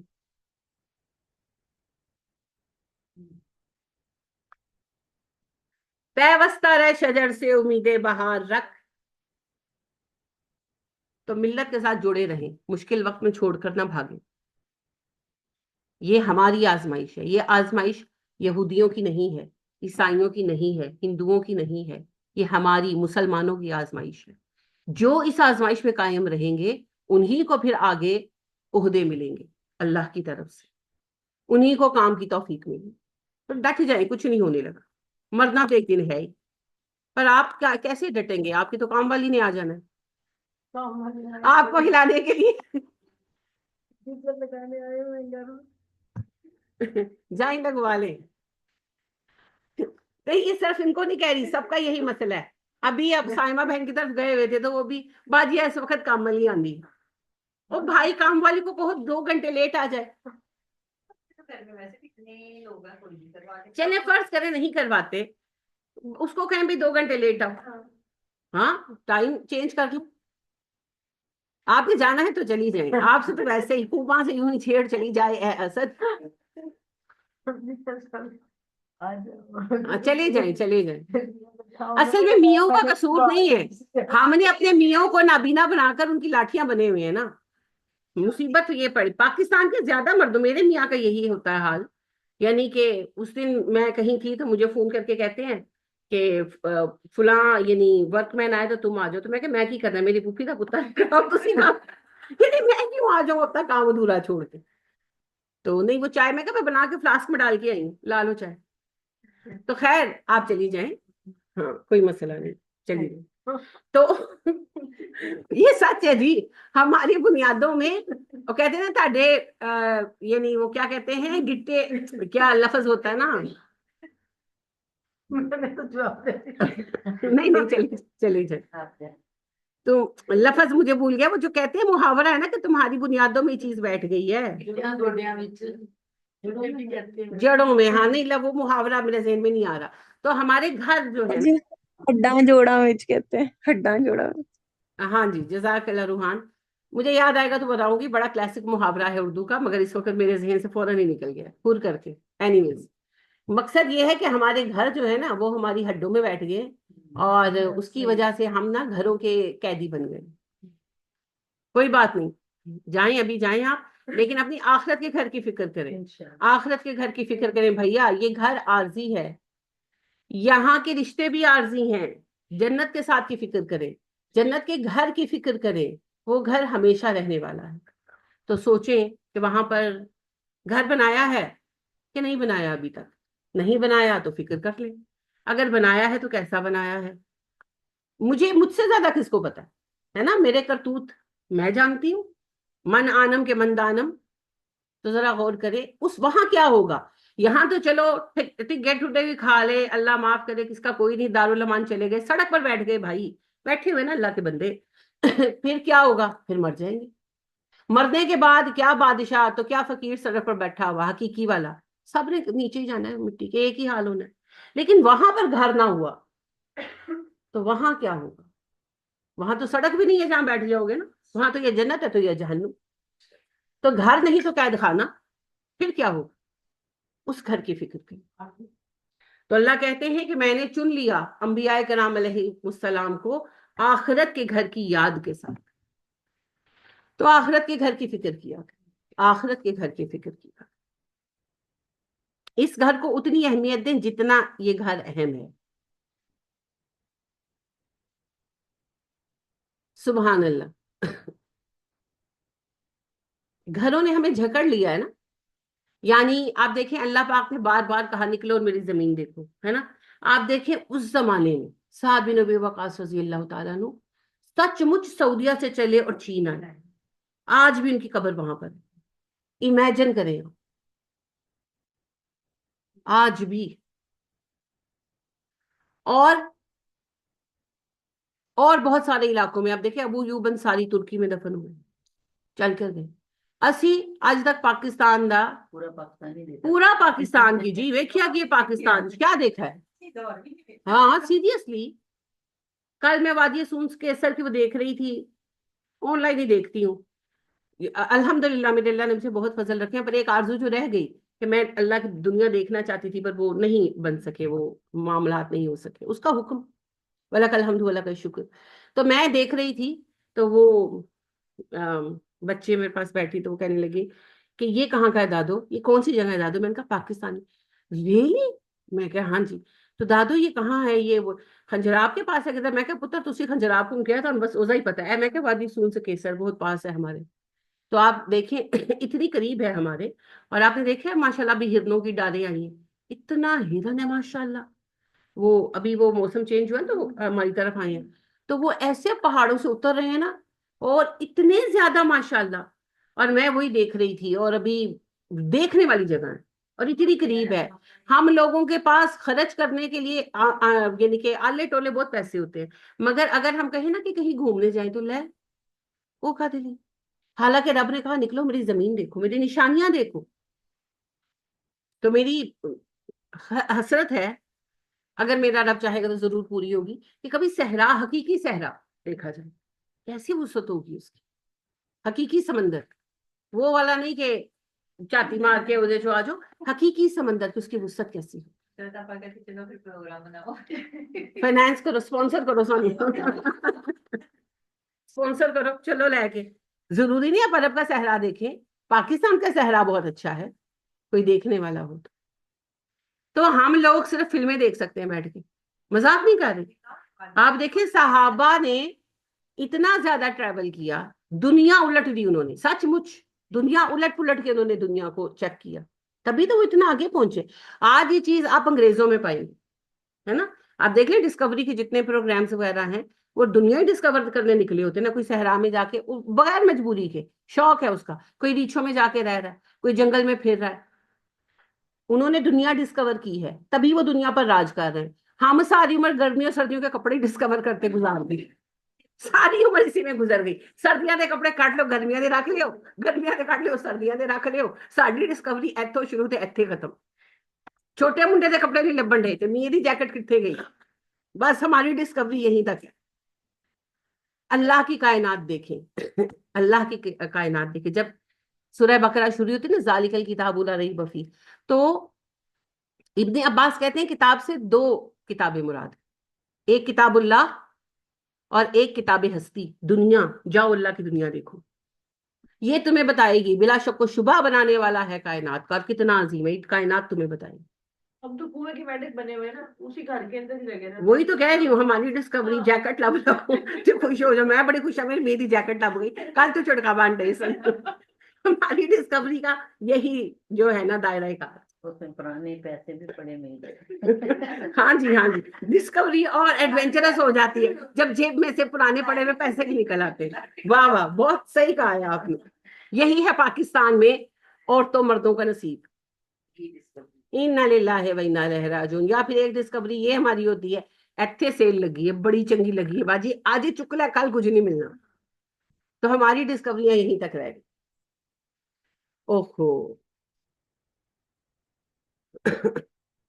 آپ امیجن کریں, لگتا ہے ہم وہ لوگ ہیں. لاسٹ یعنی کہ پچھلی جو صدی ہے, لاسٹ, پھر وہ آپ کو کنفیوز کر دے گا, پچھلی صدی تک, 20ویں صدی کے شروع تک, 1925 1930 تک یورپ اور امریکہ کی میڈیکل یونیورسٹیز میں مسلمان سائنٹسٹوں کی لکھی ہوئی کتابیں, الفارابی وغیرہ کی پڑھائی جاتی تھی, ابن سینا کی پڑھائی جاتی تھی. اور یہ میں آپ کو کہانی نہیں بتا رہی, یہ سچ ہے. آپ امیجن کریں, ابن الہیثم نے جو آنکھ کی ساخت بیان کی ہے اس پر ذرہ برابر اضافہ نہیں ہو سکا. آنکھ کی ساخت وہی ہے. قریب نظری بعید نظری کو پہلی دفعہ بیان کرنے والے سائنٹسٹ ابن الہیثم تھے. دور سے چیز نظر آتی ہے اور پاس آتی ہے, اور وہ چھوٹی بڑی, وہ سارا دنیا گول ہے, یہ بات سب سے پہلے ابن الہیثم نے اٹھائی تھی. ہاں, اور انہوں نے اسی بات سے کی کہ وہ دور سے جہاز, یعنی کہ اتنا فاصلہ ہے تو جہاز جو ہے وہ کیوں نظر آتا ہے ایسے آتا ہوا, اور اس کا سائز, اس کا مستول. انہوں نے کہا یہ راؤنڈ ہے, یہ سفیر ہے, یہ سیدھا ہوتا تو جہاز ایسے نظر نہ آتا, جہاز کا ایک جیسا ویو ہوتا. یہ جو جہاز چھوٹے سے بڑا ہوتا جاتا ہے, بحری جہاز, یہ اس لیے ہے کہ یہ سفیر ہے. وہاں سے یہ بحث چلی تھی. اور آج مدنی منع بیٹھ کر کہہ رہے ہیں, عامر رضا خان صاحب نے قرآن و سنت کی تحقیق سے ثابت کیا ہے کہ زمین فلیٹ ہے, راؤنڈ نہیں. کیڑے قرآن ہی چاہے ہونا, تو کوئی اور قرآن ہوئے گا, ایسے سے آیا نہیں, اور نہ ہی حدیث میں آیا. اب کوئی بھی سنے گا تو مذاق بنے گا, فضول. پروو آپ کر نہیں سکتے. زمین فلیٹ ہے, زمین ساکن ہے, زمین موو نہیں کرتی. تو دین کا مذاق بناتے ہیں نا. کہاں لکھا بھی قرآن میں؟ پھر قرآن کوئی اور ہوئے گا. عجیب باتیں ہیں, عجیب کہانیاں ہیں. ایک دور تھا جب مسلمان علماء جو تھے وہ یہ باتیں ڈسکس کر رہے تھے. کتاب الحیوان پڑھ کر دیکھیں, اس میں انہوں نے پورے پورے چیپٹرز بنائے ہیں. الابل, اونٹوں کا نظام زندگی, چیونٹیوں کی کالونیز کیسے بنتی ہیں. ہاں, حیران ہو جائیں گے آپ پڑھ کر, اتنی ڈیٹیل. اور انہوں نے کتنا, اس زمانے میں تو یہ مائکروسکوپ اور یہ کیمرے تو تھے نہیں, اب تو وہ کیمرے لگا کر چیک کر لیتے ہیں, مگر انہوں نے کالونی جو چیونٹیوں کی بنی ہوئی ہے اس کو اس وقت میں بیان کیا ہے, اور 99% صحیح بیان کیا ہے. جو تھوڑی بہت ڈیٹیلنگ ہے وہ اب کیمروں سے آ گئی ہے. تو وہ اس میں لکھتے ہیں, اور اب دیکھیں کتنا آبزرو کیا ہوگا اس بندے نے بیٹھ کر. اب تو آسان ہو گیا نا, کیمرہ لگا کے گھر آ جاؤ, کنیکٹ کیا ہوا, بیٹھ کر اپنے بیڈ روم میں, ڈرائنگ روم میں چائے پیو اور دیکھ لو. اس وقت تو نہیں تھا, وہاں بیٹھنا پڑتا تھا. انہوں نے کتنا ٹائم دیا ہوگا. اور وہ بیان کرتے ہیں کہ جناب کوے کے پروں میں پیراسائٹ پڑ جاتے, کیڑے پڑ جاتے. تو کوا جو ہے نا چونٹیوں کی کالونیز پر آ کر اٹیک کرتا ہے, ان کی کالونی کھودنا شروع کر دیتا ہے. پھر چونٹیاں نکلتی ہیں, اس کو کاٹتی ہیں, اور وہ پیراسائٹ کھاتی ہیں, اور وہ ایک یعنی کہ مواد خارج کرتی ہیں دشمنوں پر اٹیک کرنے کے لیے.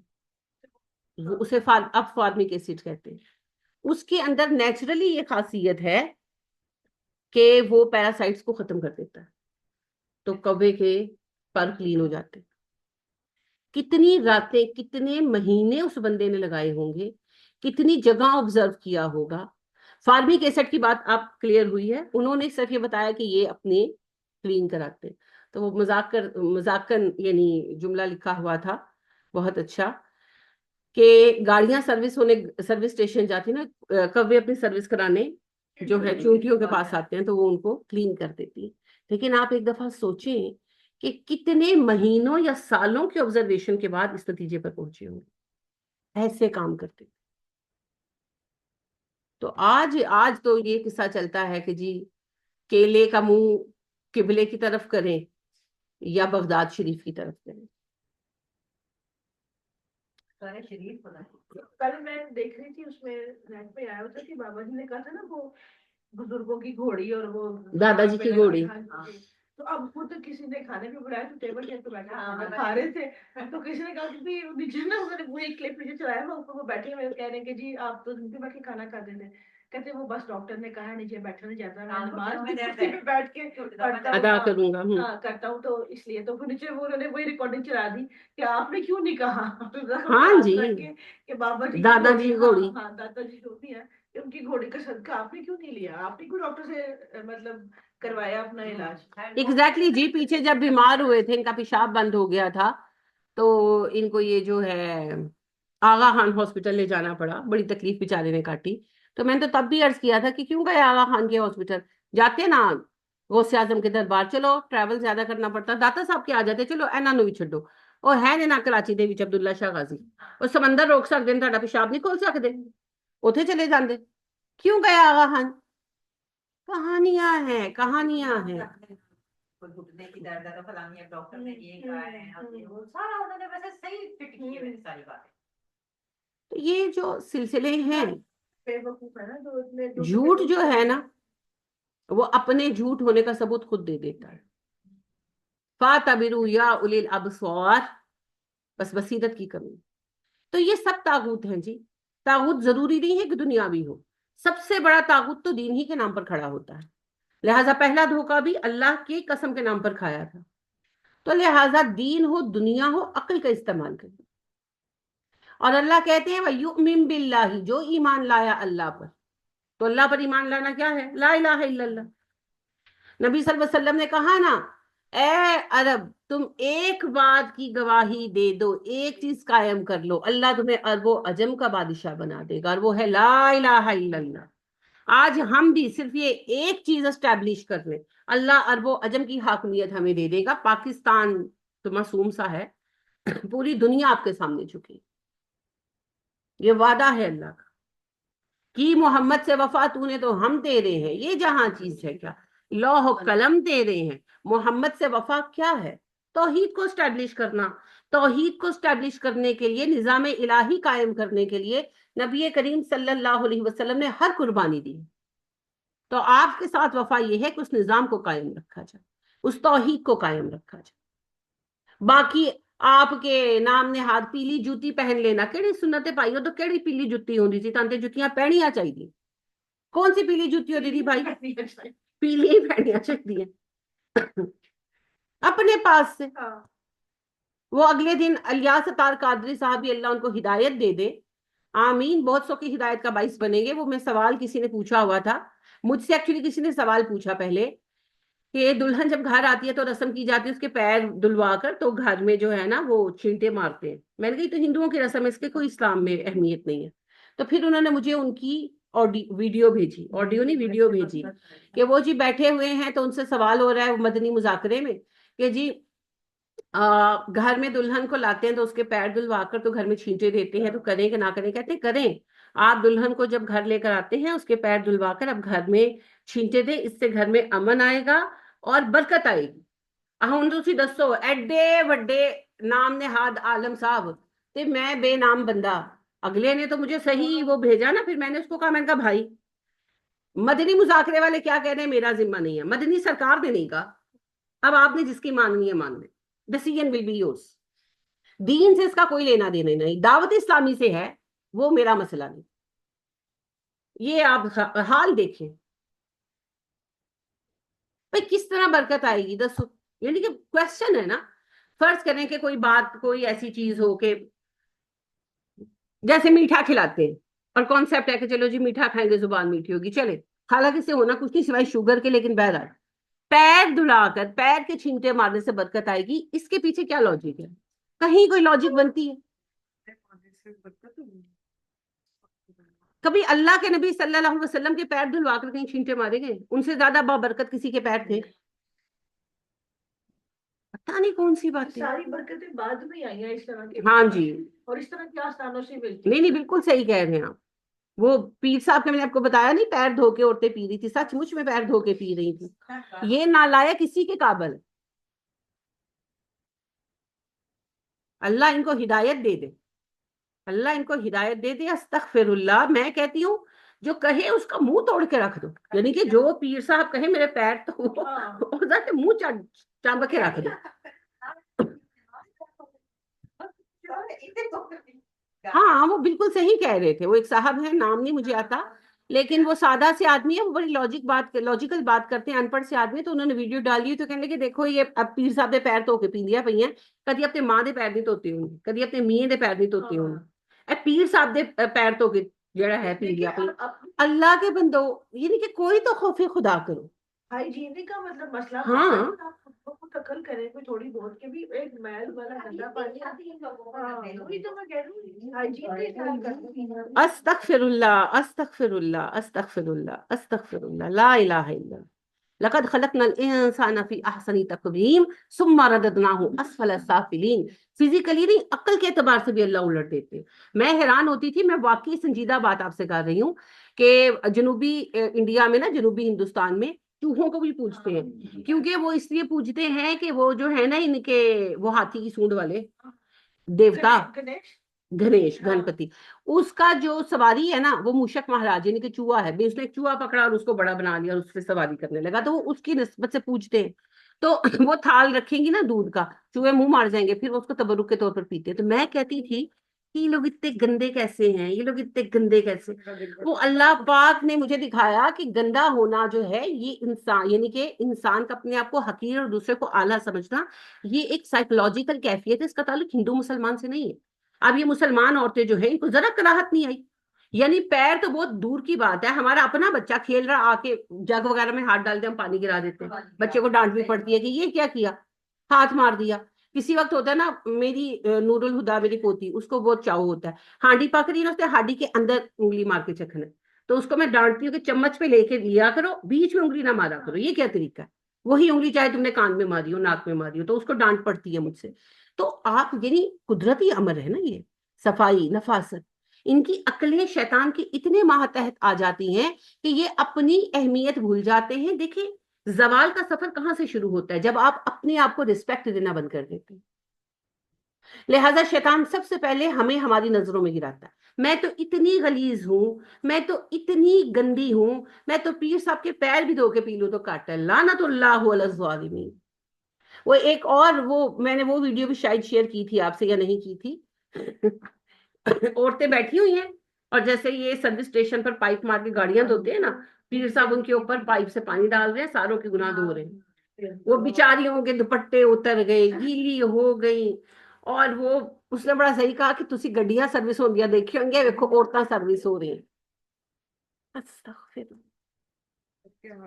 چلو اس نے پانی ڈالا تو تمہارے گناہ کیسے دھلیں گے بھائی, کیسے دھلیں گے؟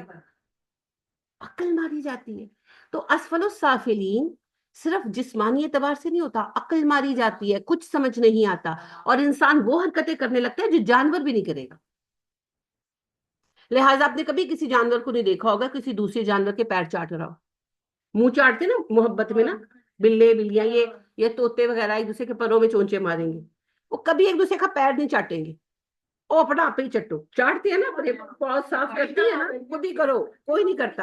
اور اچھا خود کرنے کے بعد پھر وہ وامٹ کرتی ہے, فائر بال نکالتی ہے, اور جڑا گند اندر گیا باہر کر دو. جانوروں سے بھی نچلے لیول پر آتا. اللہ کو چھوڑا تو یہ حال ہوا. یہ ایک سجدہ جسے تو گراں سمجھتا ہے, 1000 سجدوں سے دیتا ہے آدمی کو نجات.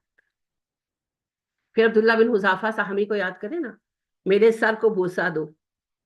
یاد آیا واقعہ, مجھے نصرانی بادشاہ نے کہا تھا میرا سر چوم لو میں تمہیں رہا کر دوں گا. نہیں. اچھا تم میرا سر چوم لو, یہ تمہارے ساتھی ہیں اس وقت موجود 7 لوگ, میں چھوڑ دوں گا. نہیں.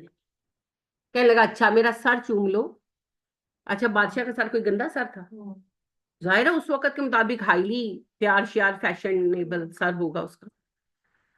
تو اس نے پھر کہا جتنے مسلمان کہہ دیے سب کو چھوڑ دوں گا, میرا سر چوم لو.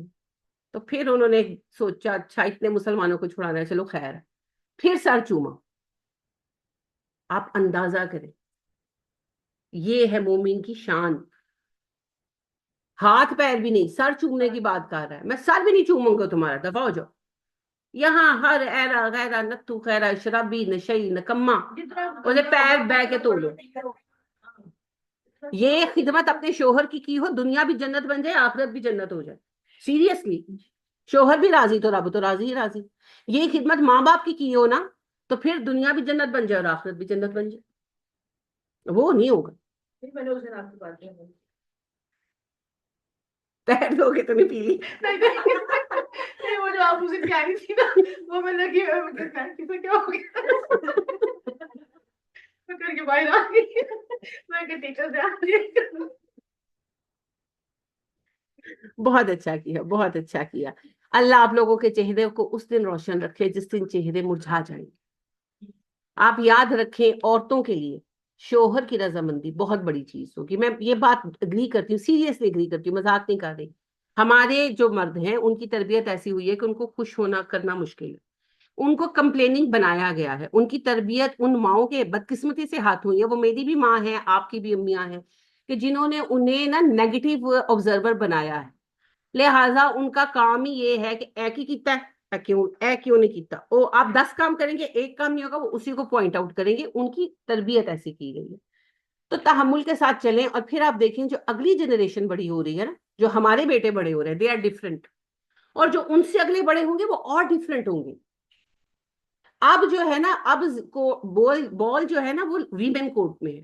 اب خواتین کو شکر گزار ہونا چاہیے. اب چیز وائس ورسا پلٹ رہی ہے. اب عورتیں نہ شکری ہوتی جا رہی. تو اس چیز سے بھی نکلنا ہے. ان کی خوش مزاجی کو بطور شکر گزاری قبول کرے. اللہ بہت برکتیں دے.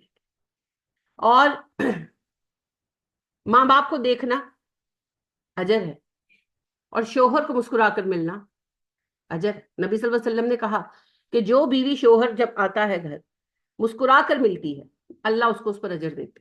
اب یہ کتنا مشکل ہے. اب میں یہ بات مانتی ہوں شوہروں کو بھی مسکرا کر آنا چاہیے، لیکن کچھ چیزیں جینون بھی ہیں. ٹریفک کا اتنا شور، اتنا ہنگامہ، اور بعض اوقات کچھ ناگوار باتیں بھی ہو جاتی ہیں. ہو سکتا ہے آفس سے سڑا ہوا آیا ہو، اس کو وہاں پر باتیں سننی پڑی ہوں، بڑا کچھ ہو جاتا ہے. تو آپ اپنے اجر کو دیکھیں نا. اگر شوہر نہیں ہنس کر آتا اور وہ اپنا اجر ضائع کرتا ہے تو میں کیوں ضائع کروں؟ اور پھر آپ چند دن ہنس کے ملیں گے نا، پھر کوئی شعور اس کو بھی آ جائے. ویسے وہ ایک لطیفہ ہے، لطیف سا لطیفہ ہے، کہ ایک پاکستانی صاحب اپنے ایک امریکن دوست کے گھر گئے. تو جب اس نے انوائٹ کیا تھا، تو جب دروازہ کھلا تو اس نے اپنی بیوی کو ہگ کیا، ماتھے پہ چوما اور حال چال پوچھا. تو ان کو یہ بات بڑی اچھی لگی. تو اپنے گھر گئے، بیل بجائی، بیوی باہر آئی تو اسے ساتھ لگا کے چوما. تو بیوی کہنے لگی سب خیریت ہے، پاکستان سے کوئی بری خبر تو نہیں آئی؟ میرے ابا جی ٹھیک ہے، آپ کے ابا جی ٹھیک ہے. تو حالات ایسے ہی ہیں. کیونکہ ایسے موقعوں پہ یہ اس بات کی ضرورت ہے. ہاں جی، میرے ابا جی ٹھیک نے، تاڑے ابا جی ٹھیک نے. تو اس سے پہلے کہ واقعی ابا جی کے مرنے پر ہی پرسہ لینا پڑے، مسکراہٹ بڑی اہم چیز. مسکراہٹ بڑی اہم چیز. آپ ایک چھوٹی سی بات آبزرو کریں. بچہ بیٹھا نا، چھوٹا بچہ 2-3 سال کا کھیل رہا، آپ اسے گھور کر دیکھیں، بچہ رک جائے گا، اس کے رنگ اڑ جائیں گے. اور آپ 2 منٹ کے بعد اس کو مسکرا کر دیکھیں، بچہ ایسے ریلیکس ہو جائے گا، ہنسنے لگے گا، کھیلنے لگے گا. یہی فرق ہمارے اعصاب پر بھی پڑتا ہے. مگر چونکہ ہم بڑے ہیں، ہم شکل سے زیادہ تر ظاہر نہیں کرتے. تو صرف ایک مسکراہٹ آپ کے اخلاقی ماحول میں وہی رول پلے کرتی ہے جو درخت آپ کے ماحولیاتی ماحول میں پلے کرتا ہے. آکسیجن دیتا ہے، آپ کے ماحول کو خوشگوار بناتا ہے. تو اسی لیے نبی صلی اللہ علیہ وسلم نے فرمایا مسکراہٹ بھی صدقہ. تو اتنے بخیل ہیں کہ یہ صدقہ بھی نہیں کر سکتے. مسکرا دیا کریں، مسکرا دیا کریں. جی جی جی بالکل، مسکرایا کریں، فیس ویلیو بڑھے گی. مسکرا دیا کریں. اللہ کے بنائے ہوئے حسین چہروں کو دیکھ کر مسکرائیں. سنجیدہ بات کر رہی ہوں، کتنے حسین سب چہرے ہیں نا. آپ میں سے کون بدصورت ہے کوئی؟ کوئی بھی نہیں. سب حسین ہیں. اللہ نے سب کو پوری تدبیر کے ساتھ جیسا چاہا بنائے. تو اللہ کی شان دیکھ کر مسکرائیں، اللہ کے بنائے ہوئے حسین چہرے دیکھ کر مسکرائیں. اس بات پر خوش ہوں کہ اللہ نے پھر ایک دن ہمیں اکٹھا کر دیا. الحمدللہ، اللہ نے ہمیں خیر عطا کی، ایک اور دن. اور یہ کتنی بڑی نعمت ہے اللہ کی کہ ہم ہفتے میں 4 دن خیر پر اکٹھے ہوتے ہیں، خیر پر الگ ہوتے ہیں، کسی برے کام کے لیے نہیں آتے. کتنی اس نے ہمیں توفیق دی. اتنے بڑے ایریے میں سے اللہ نے ہمیں چن کر یہاں بھیج دیا، اکٹھا کر دیا. اس کے صدقے جائیں، اس کی کتنی مہربانی ہے. ہم کتنی بڑی مہربانی ہے. تو مسکرانے کے لیے یہ کم ہے؟ اللہ اور دے گا، بہت دے گا. والا وسنجزی الشاکرین، شکر گزاروں کو اللہ اور عطا کرتا ہے، لیکن پہلی نعمت کا تو اعتراف کرے. تو الحمدللہ چند ہم مزاج بیٹھے ہیں جن سے ہم بات کر سکتے ہیں، چند ایسے لوگ ہیں ہمارے ارد گرد جو ہمیں جج نہیں کرتے، جو ہمارے بارے میں فتوے جاری نہیں کرتے، ہم ان سے کھل کر اپنی بات کہہ سکتے ہیں. اتنی بڑی بات ہے اس وقت میں، مشکل ترین عہد میں. تو خوش ہوا، اللہ کی نعمتوں کو محسوس کیا کریں. الحمدللہ ولک الحمد ولک الشکر. تو اللہ پر ایمان لانا یہی ہے جی. اور جو اللہ پر ایمان لاتا ہے نا، پھر سارے شیطان، جن، بھوت، بابے، پیر، فقیر، سیاستدان، حاکم، فوجی، سب حقیر ہو جاتے ہیں، سب گئے کہیں پر. وہ ایک رب ہے. العظمت للہ، عظمت اللہ کی. پھر کوئی ڈر نہیں رہتا، پھر کوئی خوف نہیں رہتا، سارے خوف ختم ہو جاتے ہیں اس ایک رب کو رب مان لینے سے. فَقَدِ اسْتَمْسَكَ بِالْعُرْوَةِ الْوُثْقَىٰ، اس نے تھام لیا بڑا ہی مضبوط سہارا، لا انفصام لها، جو اس کے لیے کبھی نہیں ٹوٹے گا.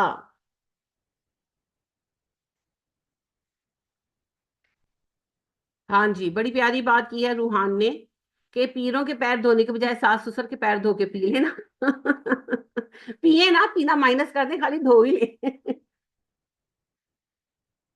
واقعی یہ واقعی حقیقت ہے. ہم صرف رشتوں کی قدر کر لینا، یہ تو محاورہ ہے نا، پیر دھو کے پینا. خالی قدر کر لیں ایک دوسرے کی تو چیزیں بہت خوشگوار ہو سکتی ہیں، بہت خوشگوار ہو سکتی ہیں. بہرحال جی، یہ دیکھیے میں خواتین کو دیکھتی ہوں تو مجھے سمجھ آتی ہے. میں نے آپ کو کہا نا کچھ چیزیں مجھے اب سمجھ آتی ہیں، یعنی I can understand them in a better way, in a broad spectrum. نبی اکرم صلی اللہ علیہ وسلم نے کہا کہ جب آئے گا نا دجال تو اس کی فالوورز میں سب سے بڑی تعداد عورتوں کی ہوگی، اور مومن مرد جب گھروں سے نکلیں گے نا تو اپنے گھر کی عورتوں کو رسیوں سے باندھ کر نکلیں گے کہ یہ دجال کے پاس نہ چلی جائے. تے جڑیاں پیر تو کے عام بندیاں کی پیندی ہے جنہاں دے کول کچھ بھی نہیں، دجال کے پاس تو پھر جادو ہوگا.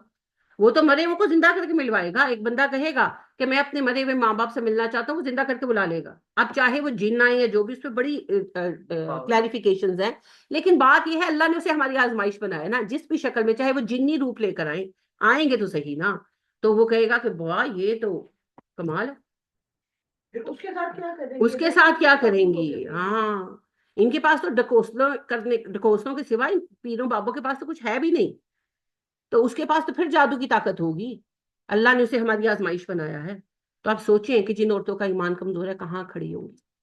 استغفر اللہ، استغفر اللہ. لہٰذا صرف اللہ کو مانے، صرف اللہ کو مانے، اللہ کے سامنے کسی کو نہیں ماننا. زیادہ ہوتی ہے اس کا مطلب ہے جو اس طرح بھٹکیں گی سیدھے راستے سے، وہ بھی اس سے زیادہ تعداد نہیں ہوگی. جی جی، کیونکہ اس وقت تو نبی صلی اللہ علیہ وسلم نے کہا نا یہ وہ حالات ہوں گے کہ 50 عورتوں پر ایک مرد کفیل ہوگا. تو اس قدر یعنی کہ تعداد کم ہو چکی ہوگی، تو عورتوں کی تعداد بہرحال زیادہ ہوگی، تو عورتیں جائیں گی اس کے پاس. ابھی دیکھ لیں وہی حال ہے. اب بات ہے کہ ابھی آپ دیکھیں، آپ زیادہ تر دیکھیں گے کہ عورتیں گئی ہوں گی. جتنی ویڈیوز ملتی ہیں، وہ جو میں نے آپ کو ویڈیو بھیجی تھی تو دیکھیں خواتین ہی تھی نا ساری، اور وہ ایسے جب ڈال کے بیٹھی تھی کہ استغفر اللہ، مجھے تو بھولتا نہیں ہے. وہ سچ مچ نا ایسے جڑے ہوئے تھے کہ مجھے تھوڑی دیر سمجھ ہی نہیں آئی. سیریسلی میں نے کہا یہ پیر صاحب شکل سے تو موٹے لگ نہیں رہے، تو یہ نیچے سے ان کی باڈی کس طرح کی ہے، اتنی چوڑی کیوں ہے؟ نہیں سیریسلی کپڑا ڈالا ہوا ہے. کچھ دیر میں غور کرتی رہی ہوں، پھر وہ جب بولا نا کہ جفی پائی ہوئی، پھر میری آنکھیں اور دماغ کنیکٹ ہوئے. ہاں میں کہا ان کے وہ موو بھی نہیں کم بخت کر رہے تھے نا دونوں ہی. پیر نے بھی ایسے ان کے ایسے جفی ڈالی ہوئی ہے نا، تو عورت کے اوپر اس نے فیس پہ کپڑا ڈال دیا تھا. اب پیچھے سے اس کی باڈی وائٹ ہے، آگے سے ریڈ ہے، یہ کیا مذاق ہے؟ اور وہ یعنی کہ ایسے اس کو جفی ڈال کے اس کے اوپر سر رکھ کے، پیر نے بھی آنکھیں بند کی، ڈیفینیٹلی عورت نے بھی کی، موو بھی نہیں کر رہے دونوں کم بخت. اللہ ہدایت دے دونوں ظالموں کو. اب وہ موو بھی نہیں کر رہے، تو میں حیران، میں نے کہا کہ یہ کیا سٹائل، کیا یہ پیر کیا بنا ہوا ہے؟ اور شکل اس کی موٹی نہیں لگ رہی، باڈی اس کی اتنی موٹی ہے، اور یہ پیچھے سے کپڑے وائٹ، آگے سے ریڈ. وہ جب اس نے یہ جملہ کہا نا تو پھر میں کہی تو عورت اس کو جفی ڈال کے بیٹھی ہوئی ہے. تب مجھے سمجھ آئی. استغفر اللہ، لا الہ الا اللہ. اور میں ریپیٹ کر رہی ہوں کہ یہو جہے دو جفیاں میے نو پاؤ، ان کی مسئلے حل ہو جانے، جنہاں نو حل کرنا تسی پیر نو آ کے جفیاں پاندیاں پئیاں. استغفر اللہ. घर में भाई, कोई हस्बैंड, कोई बाप, कोई भी नहीं है। वो इतने बुराक में चले गए दोनों, बुराक से वाले हाँ, सरेआम बैठे हुए हैं, इतनी औरतें बैठी हुई। वो देखिए, पता करने वाला नहीं। मर्द बेगैरत हैं और बिल्कुल उनका औरतों पर कंट्रोल नहीं है। आप दुरुस्त कह रही हैं, औरतों में हया की बेहद कमी है, बेहया हो गई हैं। और जहालत, जहालत जिंदाबाद। पीर साहब दे मजे। कैसे देखे ना, शोहर लड़कियों को लेके नहीं जाने देते, हाँ जी। वहां पाबंदियां लगाते, तो यहाँ खुद लेके जाते हैं। वैसे इसमें एक चीज और भी है, चोरी छुपे आती हूँ, झूठ बोल कर आती हूँ। हाँ, ये मैंने एक बहुत अरसा पहले, बहुत पुरानी बात है, मैं उस वक्त 7वीं 8वीं में थी, तो हमारे घर से कुछ दूर जो है ना, वो एक इज्तिमा होता था दावत इस्लामी वालों का। तो किसने मुझे उसका इनविटेशन दिया, तो मैंने अपनी अम्मी से कहा, तो मेरी वालिदा ने मुझे मेरी खाला के साथ भेज दिया।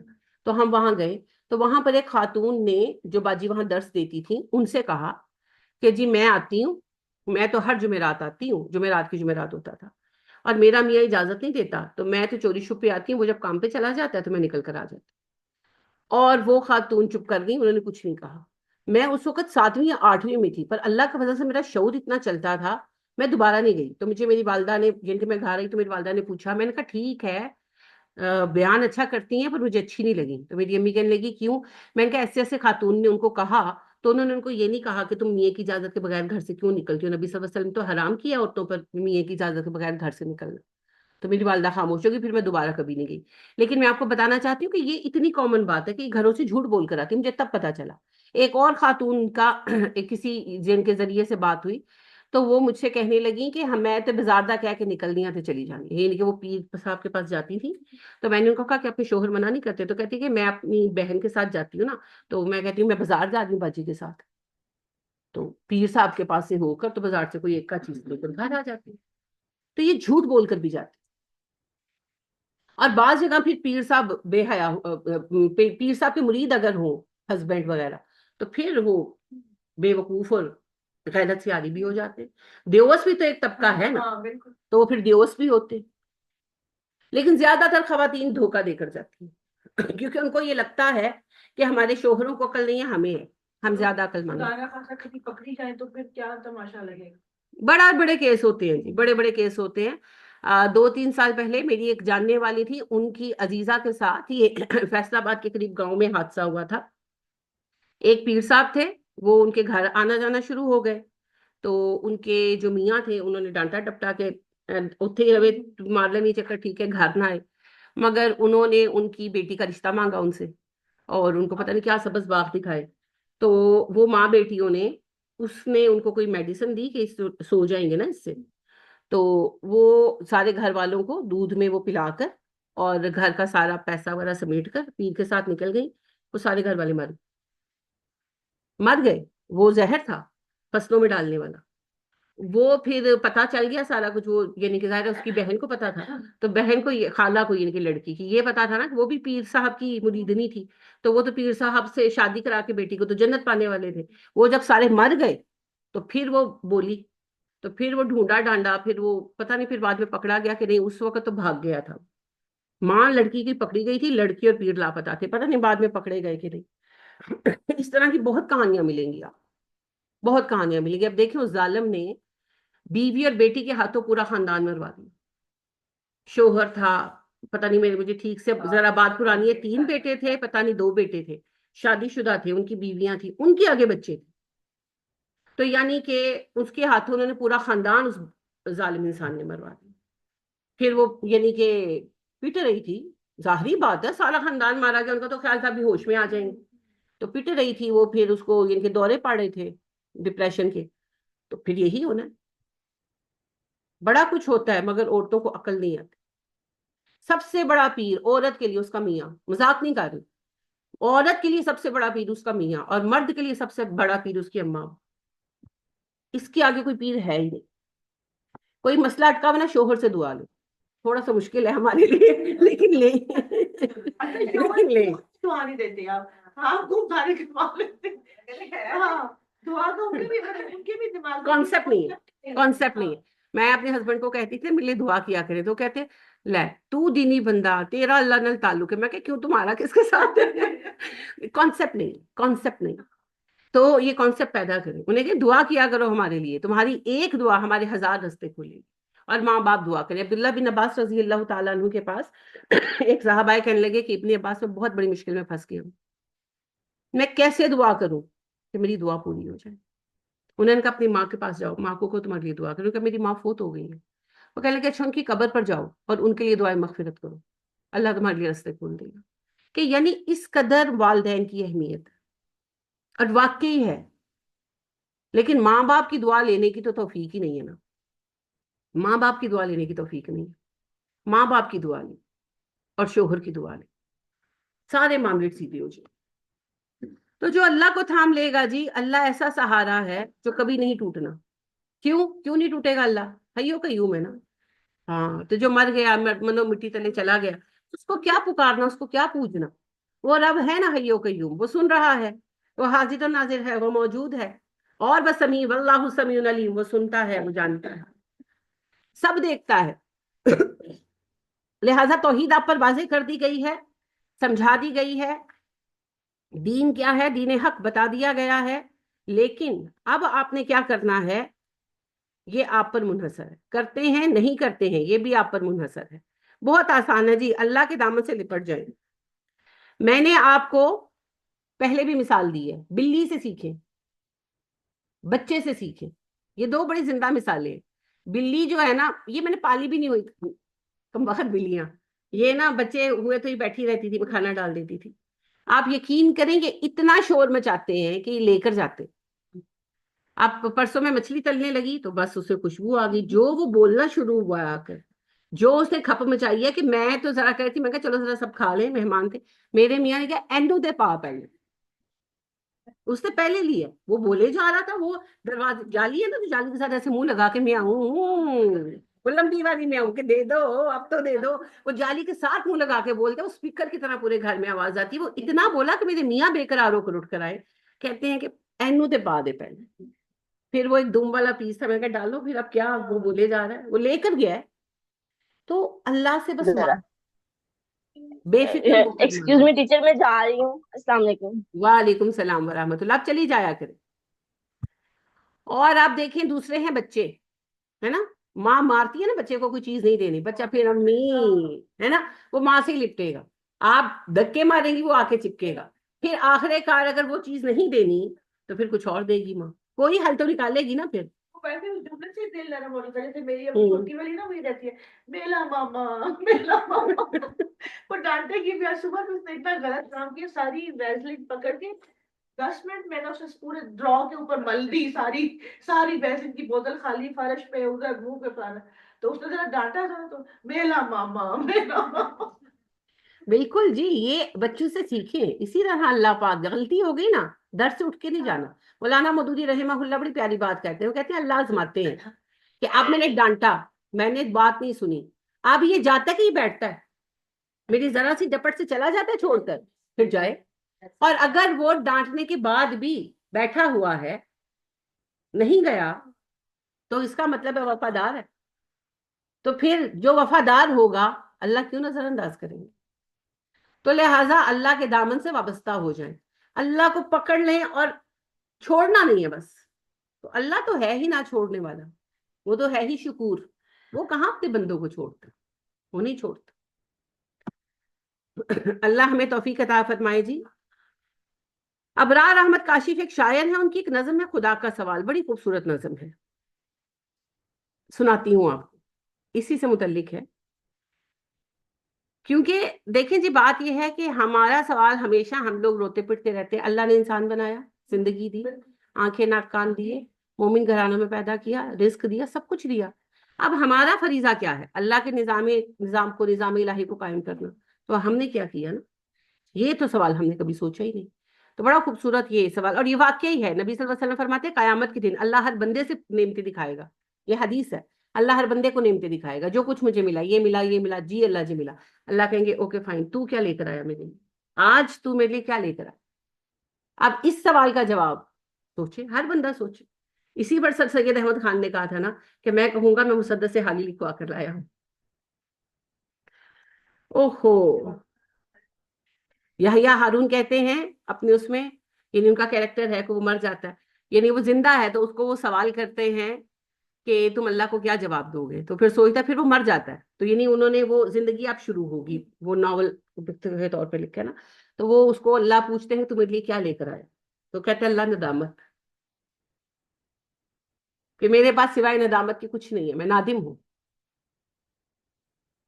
تو اللہ سبحانہ و تعالیٰ کہتے ہیں ہاں، یعنی کہ وہ کیریکٹر ہے، حقیقت تو نہیں ہے، لیکن اللہ پاک کہتے ہیں ہاں میرے خزانے میں ندامت نہیں تھی. I accepted your gift. وہ ایک ایسے کیریکٹر کو دکھاتے ہیں جو نیک رہا اور وہ بخش دیا گیا قیامت کے دن، اور پھر اب اس کی فیملی ہے، اس کے دوست احباب ہیں، اب وہ سب کا حساب ہوتے دیکھ رہا ہے. تو وہ کہانی ہے، مگر وہ احادیث پر میں نے کہا نا مبنی ہے.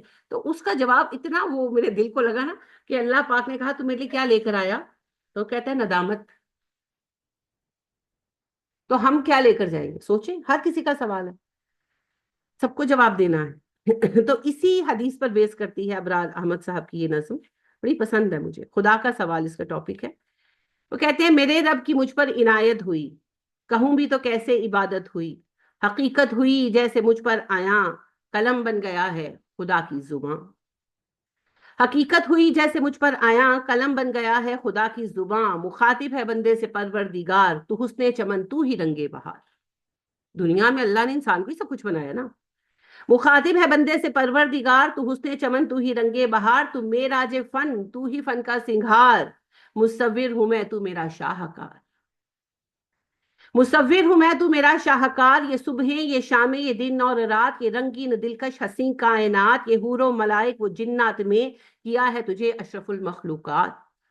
میری عظمتوں کا حوالہ ہے تو، میری عظمتوں کا حوالہ ہے تو ہی روشنی ہے اجالا ہے تو. فرشتوں سے سجدہ بھی کروا دیا کہ تیرے لیے میں نے کیا نہ کیا. یہ دنیا جہاں بزم آرائیاں، یہ محفل یہ میلے یہ تنہائیاں، فلک کا تجھے شامیانہ دیا، زمین پر تجھے آب و دانہ دیا. ملے آبشاروں سے بھی حوصلے، پہاڑوں میں تجھ کو دیے راستے. یہ پانی ہوا اور یہ شمس و قمر، یہ موجے رواں یہ کنارہ بھور، یہ شاخوں پہ غنچے چٹکتے ہوئے، فلک پہ ستارے چمکتے ہوئے، یہ سبزے پہ پھولوں بھری کیاریاں، یہ پنچھی یہ اڑتی ہوئی تتلیاں، یہ شعلہ یہ شبنم یہ مٹی یہ سنگ، یہ جھرنوں کے بہتے ہوئے جل ترنگ، یہ جھیلوں میں ہنستے ہوئے سے کبل، یہ دھرتی پہ موسم کی لکھی غزل، یہ سردی یہ گرمی یہ بارش یہ دھوپ، یہ چہرہ یہ قد اور یہ رنگ و روپ. یہ سردی یہ گرمی یہ بارش یہ دھوپ، یہ چہرہ یہ قد اور یہ رنگ و روپ. درندوں چرندوں پہ قابو دیا، تجھے بھائی دے کر کے بازو دیا. بہن دی تجھے اور شریک سفر، یہ رشتے یہ ناتے گھرانہ یہ گھر. بہن دی تجھے اور شریک سفر، یہ رشتے یہ ناتے گھرانہ یہ گھر. کہ اولاد بھی دیے والدین، الف لام میم کاف اور عین غین. زبان دیجیے آپ کو، الفاظ دیے، کسی اور کو ملے الفاظ، صرف ہمیں ملے. کہ اولاد بھی دیے والدین، الف لام میم کاف اور عین غین. یہ عقل و ذہانت شعور و نظر، یہ بستی یہ صحرا یہ خشکی یہ تر. کہ اولاد بھی دیے والدین، الف لام میم کاف اور عین غین. یہ عقل و ذہانت شعور و نظر، یہ بستی یہ صحرا یہ خشکی یہ تر. اور اس پہ کتاب ہدایت بھی، اور اس پہ کتاب ہدایت بھی دی، نبی بھی اتارے شریعت بھی. ہر چیز اصل ہے جی. اگر میں نہ ہوتی تو کتاب ہدایت ہونے سے مجھے کیا ملتا؟ اگر میں پڑھی لکھی نہ ہوتی تو بھی کتاب ہدایت سے مجھے کیا ملتا؟ اگر اللہ نے دماغ نہ دیا ہوتا سوچنے والا تو اللہ نہ کرے میں ان میں بھی شامل ہو سکتی جڑے پیر تو پیندیاں استغفر اللہ. تو ہر چیز اپنی جگہ ایک اصل ہے جی، ہر چیز اپنی جگہ ایک اصل. ہاں انتہائی نعمت ہے ہدایت، لیکن ہدایت کو ایکسپٹ کرنے کا تحمل اور حوصلہ، ورنہ یہ کتاب ہدایت تو ابو جہل کے سامنے اتری تھی. جیسے یہاں کلاس ہو رہی ہے محلے کو پتہ ہی ہے نا. بالکل. بات ہے. محبوب کی محفل کو محبوب سجاتے ہیں، آتے ہیں وہی جن کو اللہ بلاتے ہیں، کوئی نہیں آ سکتا جی ورنہ. کہ اولاد بھی دیے والدین، الف لام میم کاف اور عین غین. یہ عقل و ذہانت شعور و نظر، یہ بستی یہ صحرا یہ خشکی یہ تر. اور اس پہ کتاب ہدایت بھی دی، نبی بھی اتارے شریعت بھی دی. غرض کے سبھی کچھ ہے تیرے، غرض کے سبھی کچھ ہے تیرے لیے، بتا کیا کیا تو نے میرے لیے۔ اس سوال کا جواب ہم سب کو قیامت کے دن دینا۔ میرا جواب تیار ہے۔ میں نے جب سے قرآن کو سمجھا، میں نے قرآن کو پڑھانے کی اپنی اٹموسٹ کوشش کر چھوڑی، اور میرا زیادہ سفر یہی ہے۔ آپ اپنا اپنا سوال تلاش کیجیے، کیونکہ اس سوال کا جواب دیے بغیر جنت میں کسی نے نہیں جانا۔ نبی صلی اللہ علیہ وسلم فرماتے ہیں اللہ مومن کو بلائیں گے، اپنی چادر رحمت سے ڈھانپ لیں گے، اور پھر اللہ ایک ایک نعمت دکھائیں گے، اور وہ ایکسپٹ کرے گا، جی اللہ جی اللہ جی اللہ۔ پھر آخر میں اللہ کہے گے تو نے کیا کیا؟ وہ پہلوں سے بھی تو یہی سوال ہوگا نا، مجھے شہید، سخی، عالم، اور پھر وہ کہیں گے کہ جی میں نے علم پھیلایا، اور میں نے جان دے دی، اور میں نے پیسے خرچ کیے، اور اللہ کہیں گے تو نے سب نام و نمائش کے لیے کیا، چل جہنم میں، میرے پاس کچھ نہیں ہے۔ تو یہ سوال ہر بندے کے لیے ہے، ہر بندے کے لیے۔ اسی لیے یہ جو ایک ریزن ہے نا کہ کوئی قرآن کو کہیں کوٹ کر کے کچھ چاہتا ہے، بے شک اخلاص سے چاہے تو میں ڈانٹتی ہوں، کیونکہ یہ کام صرف اللہ کے لیے، اس کے بدلے مجھے کسی سے کچھ نہیں چاہیے، اس کو کوٹ کر کے کسی نے کچھ نہیں لینا، کیونکہ یہ میری دنیا کے لیے نہیں۔ تو آپ سوچیں اس سوال کا جواب آپ کا کیا ہے، کیونکہ اس سوال کے بعد ہی جنت میں جانا ہے۔ جی بہن نے کچھ بھیجا ہے لکھ کر، واہ واہ بہترین ماشاء اللہ، میں نے یاد کرنے کی کوشش کی لیکن یاد نہیں ہوئی، پوئٹری بہت پسند ہے۔ بہت اچھی بات ہے، یاد کر کے کیا کرنا ہے، نیٹ پہ کھول کے پڑھیں، یاد صرف قرآن کو کریں جی، یاد صرف قرآن کو کریں۔